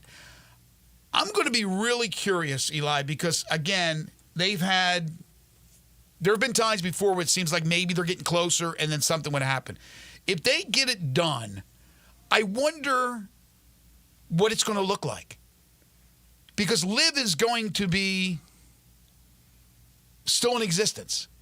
So those players that took the big money to leave the PGA Tour, how will they be looked at by the PGA Tour members when they're going to be playing in a bunch of these signature events? We already know about the majors, and now there's more ways to get in with the U.S. Open, and I think the Open Championship's following that suit. The Masters obviously has their restrictions, but guys from the LIV Tour that qualify play in that. But we're talking about other events, and we know that that's the direction the PGA Tour has gone in since the advent of LIV with that money, which is squeezing out the average golfer. There's not as many now that will be able to make the field. And now if you have more of these guys, the LIV golfers, it's even less opportunities. I guess they would kind of schedule it where those guys would play events here that don't coincide with their tour. But then with the PGA guys, are they going to play in these LIV events? Are they going to play 54 holes? Are they going to do things that's completely different from what they're accustomed to? And I guess the same can be said about the LIV golfers who have become accustomed to shorts and a different style. It's going to be really interesting how they try to unite both of them. Yeah, I have no idea. My guess is that the LIV eventually goes away, but I have no idea what the conversations are or what direction they will go as far as that is concerned. You really think you think LIV will go away? Yes. In the near future? Yeah. Wow. Because even though they hemorrhage money with this tour, they have lots of money still sitting there waiting to go, ready to go. Man, I don't see that. I I don't see it going away anytime soon. Maybe eventually, but I think they're talking about both of these tours surviving, the DP Tour as well, surviving on their own yet unified for a bunch of different events. So I'm going to be curious, and we'll see what Steve Sands has to say when he joins us on Tuesday. The New York Yankees have made their way into 2025. The New York Yankees, Jerry. Hal Steinbrenner releasing a statement saying that in recent weeks, I have spoken to a large number of former and current Yankees spanning several eras to elicit their perspectives on our longstanding facial hair and grooming policy. And I appreciate their earnest and varied feedback. These most recent conversations are an extension of ongoing internal dialogue that dates back several years. Ultimately, the final decision rests with me, and after great consideration, we will be amending our expectations to allow our players and uniform personnel to have well-groomed beards moving forward. It is the appropriate time to move beyond the familiar comfort of our former policy. Well, the appropriate time was years ago. But I guess better late than never, somebody once said. His dad's rolling over in his grave. Hal, I mean, after great consideration, Hal, I hope you really didn't take I hope you didn't. This didn't take a whole bunch of time of your life to think. Kept him up at night. Is it okay for our players to have beards? If this was really something that was grueling for you to come to a conclusion on, I feel bad for you, Hal, but I'm glad you've decided to move forward. Question, do you know if the Yankees allowed people in the building who are working other jobs that are not on the field, were they allowed to have beards? Or was it the whole organization? I don't know for sure. I think it was just people, like you said, in uniform. Right, because that's what it said here. Because that would be kind of strange if they had that policy across the board, and now they allow the players to have the beards, but not anybody else in the offices. But I guarantee you, Pops George is in heaven right now, probably in hell. No, I don't know. He's certainly going to not like the choice of his son. He would probably have gone on forever. If George was still alive and running the team, it probably would have went on forever as far as that with the facial hair ban. I'm gonna like to think that George would have even realized that how dumb that policy was. Man, he had that policy. I still don't understand why it was ever even put in place, but didn't certainly Mark in Schott have that 2025. too? Did Mark Schott have some type of policy like that as well with the Reds? Facial hair policy? I do not. Elijah, see if you can find that. Marge Schott, former Reds owner. Did she have a facial hair policy with the players? She had a lot of weird things. Speaking of baseball, Major League Baseball, ESPN, they're going to end their marriage after this upcoming season. Rob Manfred, commissioner of Major League Baseball, said he was not pleased with the minimal coverage we have received from ESPN. Yeah, that's going to be, first of all, be interesting how this season goes. Because ESPN, knowing that it doesn't have it now in the future, thought you had minimal coverage before. Wait till this year. But who ends up going after that, big Major League Baseball package? Where they end up, that's going to be interesting to see here. Does anybody else have games other than the local packages? Well, it's Fox. TBS. I mean, TBS. Right, TBS. They have that. I don't know exactly what their current package has for them. They have the weekend games and obviously some postseason stuff, but I don't know for sure. But is Fox still associated? No, I guess Fox still. Fox had, because they have the postseason, and I don't know what during the regular season they have as far as that is concerned. I mean, I don't know if one of those, maybe it's TBS expands and goes bigger. I don't know. Obviously, Sunday night baseball is and the All-Star stuff is the big things of ESPN. Right. The Sunday night standalone game that they've had now for years upon years. With the All-Star game, with the Home Run Derby, that type stuff, which ESPN carried as well. What does Fox pick up some of that? Does TBS pick up some? I don't know where that will go. I would assume there will still be Sunday night baseball that somebody will pick that up, but I don't know. Well, don't go to streaming because you're going to kill yourself as far as that's concerned. Not that the numbers are great right now to watch Major League Baseball. Don't put it on some type of streaming service because you will lose. It's not going to be like the NFL throwing games now on streaming, certain games, because those numbers are still damn good. What'd you find out? Yeah, so as it turns out, the Cincinnati Reds did have a strict no facial hair policy up until 1999 when they traded for Greg Vaughn, who came in and changed everything. So they changed the policy because of a player that they acquired, not because a new ownership that took over when Schott died or whenever she gave up the team. I forget when that was. Or a change of heart from Schott. It was because of a player that came in. But I knew they had that policy as well. A texter texts in, says they think Major League Baseball will sign with Amazon and Apple TV. Again, I don't know. I would think that some of these streamers will try and get in on Major League Baseball, and maybe it is.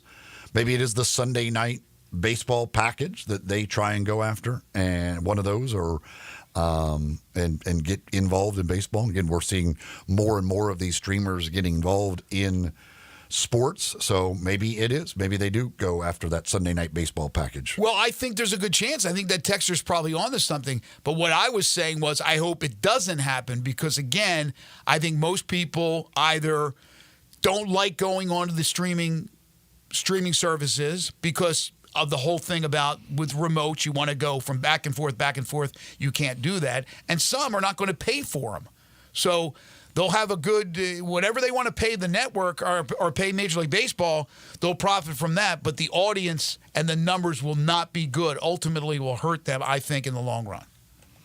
Now, more and more people are going to streaming and cutting the cord and everything else. I don't know that there's certainly it's not ESPN as prominent, but I don't think it's as big a deal anymore. Right. Folks, Elwood Shack, breakfast, lunch, dinner, whatever time of day, whatever meal. The folks at Elwood Shack are just, well, they're serving up great food and all kinds of different options for you, whatever you're kind of looking for. Probably something on the menu that you'll find that fits your taste for that day. Again, a lot of people don't even realize they serve breakfast, but they do on a daily basis. Monday through Saturday, 7 a.m. until 10:30. Sunday, they open up at 8. On the weekends, they have a special brunch menu from 9 a.m. until 3 p.m. that they serve up. They've got the full coffee bar at the Park Avenue location, but that full breakfast menu at both locations every single day of the week, including the brunch menu on the weekend. Plus, for, of course, lunch and dinner, from their barbecue to their tacos, like those fish tacos, a bunch of different hot dogs. They got 9 different hot dogs on the menu. Their burgers, the pizzas, all the deli sandwiches, and they make their meats in-house over at Elwood Shack. Local products, homemade, in-house stuff. They do it right at Elwood Shack. At 2 locations. The Summer Avenue location, that's the original, 4523 Summer Avenue. It's in the Lowe's parking lot there at Summer and Perkins. The second location is at 4040 Park Avenue. That's across the street from the U of M. That's the newer location. That's a big location as well. A lot more seating in that. And again, that's where they have the full coffee bar for you coffee folks out there, full coffee bar in the Park Avenue location. But whether it be for breakfast, for lunch, for dinner, for great food, go see them at Elwood's Shack.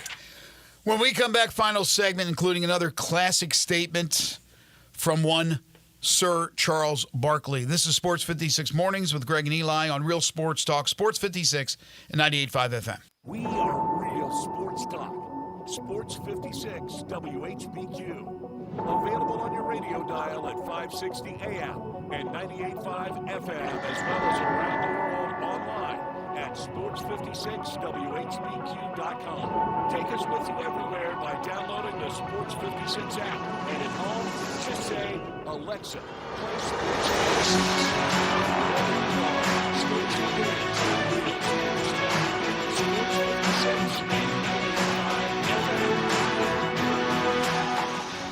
Owning your own home is wonderful, and buying your own home can be wonderfully easy. If your agent is Margie O'Neill of Remax Expert, Margie has over 20 years of experience in helping folks just like you find their new home. Buyers markets, sellers markets, up and down markets. Margie has sold them all with a dedication that makes it easy for you to buy your new home. Margie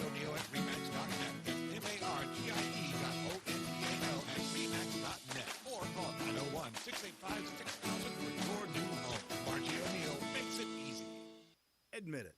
When you start thinking about tastes of Memphis, you think treats, sweets. You think Dinstall's. For 122 years now. What is that, 5 generations? When people wanted something to bring to a party that will just make everybody happy, they bring out Dinstall's. 122 years of Cashew Crunch, of Heavenly Hash, of Turtlettes, of their award-winning fudge. That's worldwide. It's known that well. Then there's the milk chocolate. It all starts there. There's the double-dip peanuts. And then every fall, those famous chocolate-covered strawberries with that fondant. And they won't tell you what's in the fondant, but it makes it oh so special. And easy to get to. 5 locations. There's where they make the candies in Pleasant View. There's Germantown. There's Collierville. There's even one downtown. And in my neck of the woods in Laurelwood. You know what? 122 years made in Memphis and enjoyed by the whole world. Dinstall's. Hi, this is Troy Five-Ash, owner of Five-Ash Roofing. Did you know there are so many roofing companies in Memphis that I don't even know them all? So that begs the question, which one should you choose? So I thought I'd give you a little background about me. My grandfather was a World War II Marine. My father worked for the University of Memphis for nearly 30 years. My mother, a pianist at Raleigh Baptist Church. Seems like forever. I went to Brownsville Road, Craigmont, and Bartlett High School, class of 81. We support the local school systems, youth athletics, and believe in what St. Jude and Le Bonheur stand for. I'm a Tiger and Grizz fan. The point? Memphis is my home. Five-Ash Roofing will be around if you ever have a problem with the service we provide. Five-Ash Roofing, fair, honest, and ethical, with deep local ties in our community. 367-0050 or memphisroofer.com. Five-Ash Roofing is what we do. We're here for you.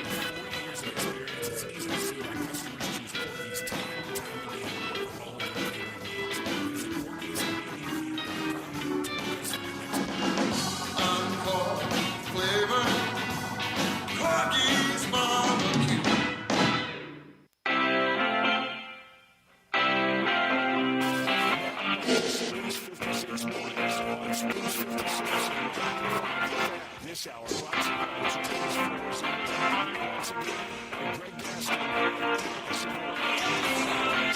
All right, a couple final things before we wrap it up. We were talking earlier about the Four Nations Championship won by the Canadians over the Americans 3-2 in overtime. Charles Barkley, great response. They were playing harder because of the tariffs, and they didn't want to be the 51st state. That's motivation. Chuck, man, never at a loss for words. Zach Martin retiring from the Dallas Cowboys, 7-time All-Pro guard, one of the great draft choices by the Dallas Cowboys, but Zach Martin calling it a career. Yeah, not a real surprise. I've been dealing with injuries and kind of hinted at it a little bit last year, so big loss. Was hoping maybe he would try and go at least one more year, but that's not going to happen. That's a massive loss on that offensive line. You know, it's easy to say absolute Hall of Famer. He belongs, but how many guards go into the Hall of Fame? Not a ton. I don't know how many are in there, but he will be. Not too many, to be honest with you. There is some news outside of the sports world. Hooters is preparing for bankruptcy, according to Bloomberg. How many times would you say you've gone to Hooters in your life? Were you a big frequent visitor of Hooters? No. Neither was I. When we used to, I here in town, when we used to do Grizzlies pre and post game at Hooters, I went there a lot for that. But right. They're just like, but not. I'm not a. I've never been a frequent, just on my own, going to Hooters guy. Seriously, I've probably gone to Hooters 3-4 times in my lifetime. There are some people that it's like going to church. So they're probably distraught right now to hear that news. And then again, I'm always confused with the whole bankruptcy thing. Like you file and then all of a sudden like you're still open. So I don't know how that works. Grizzlies tonight in Orlando. Magic won last night. Grizzlies lost last night. So both teams are on the latter half of the back-to-back. But after losing last night and having to play Cleveland on Sunday, not that they can't beat the Cavaliers, but it's certainly going to be a big obstacle. They really need to play well tonight, and John Morant needs to play well, needs to step up. That's what superstars are supposed to do. You have an off game every once in a while. You don't have as many as he's had or miss as many games as he's had. He needs to come through. Yeah, you certainly don't want an 0-3 trip here to come out of the All-Star break, and yes, the game Sunday is going to be extremely difficult, so it would behoove them to get a win tonight, but this one certainly will not be easy. We talk about the Tiger road trip with the South Florida to Wichita.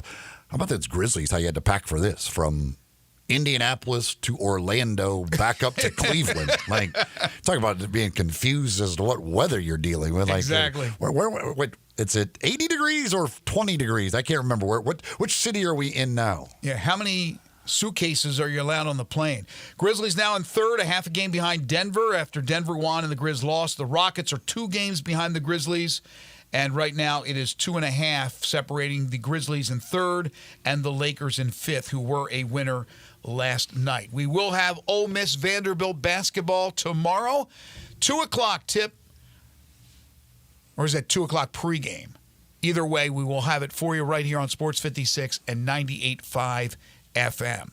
That's going to do it for us today and this week. Want to thank you, folks. We always appreciate your faith in us, your listening and calling and texting and all that good stuff, man. We can't do it without you.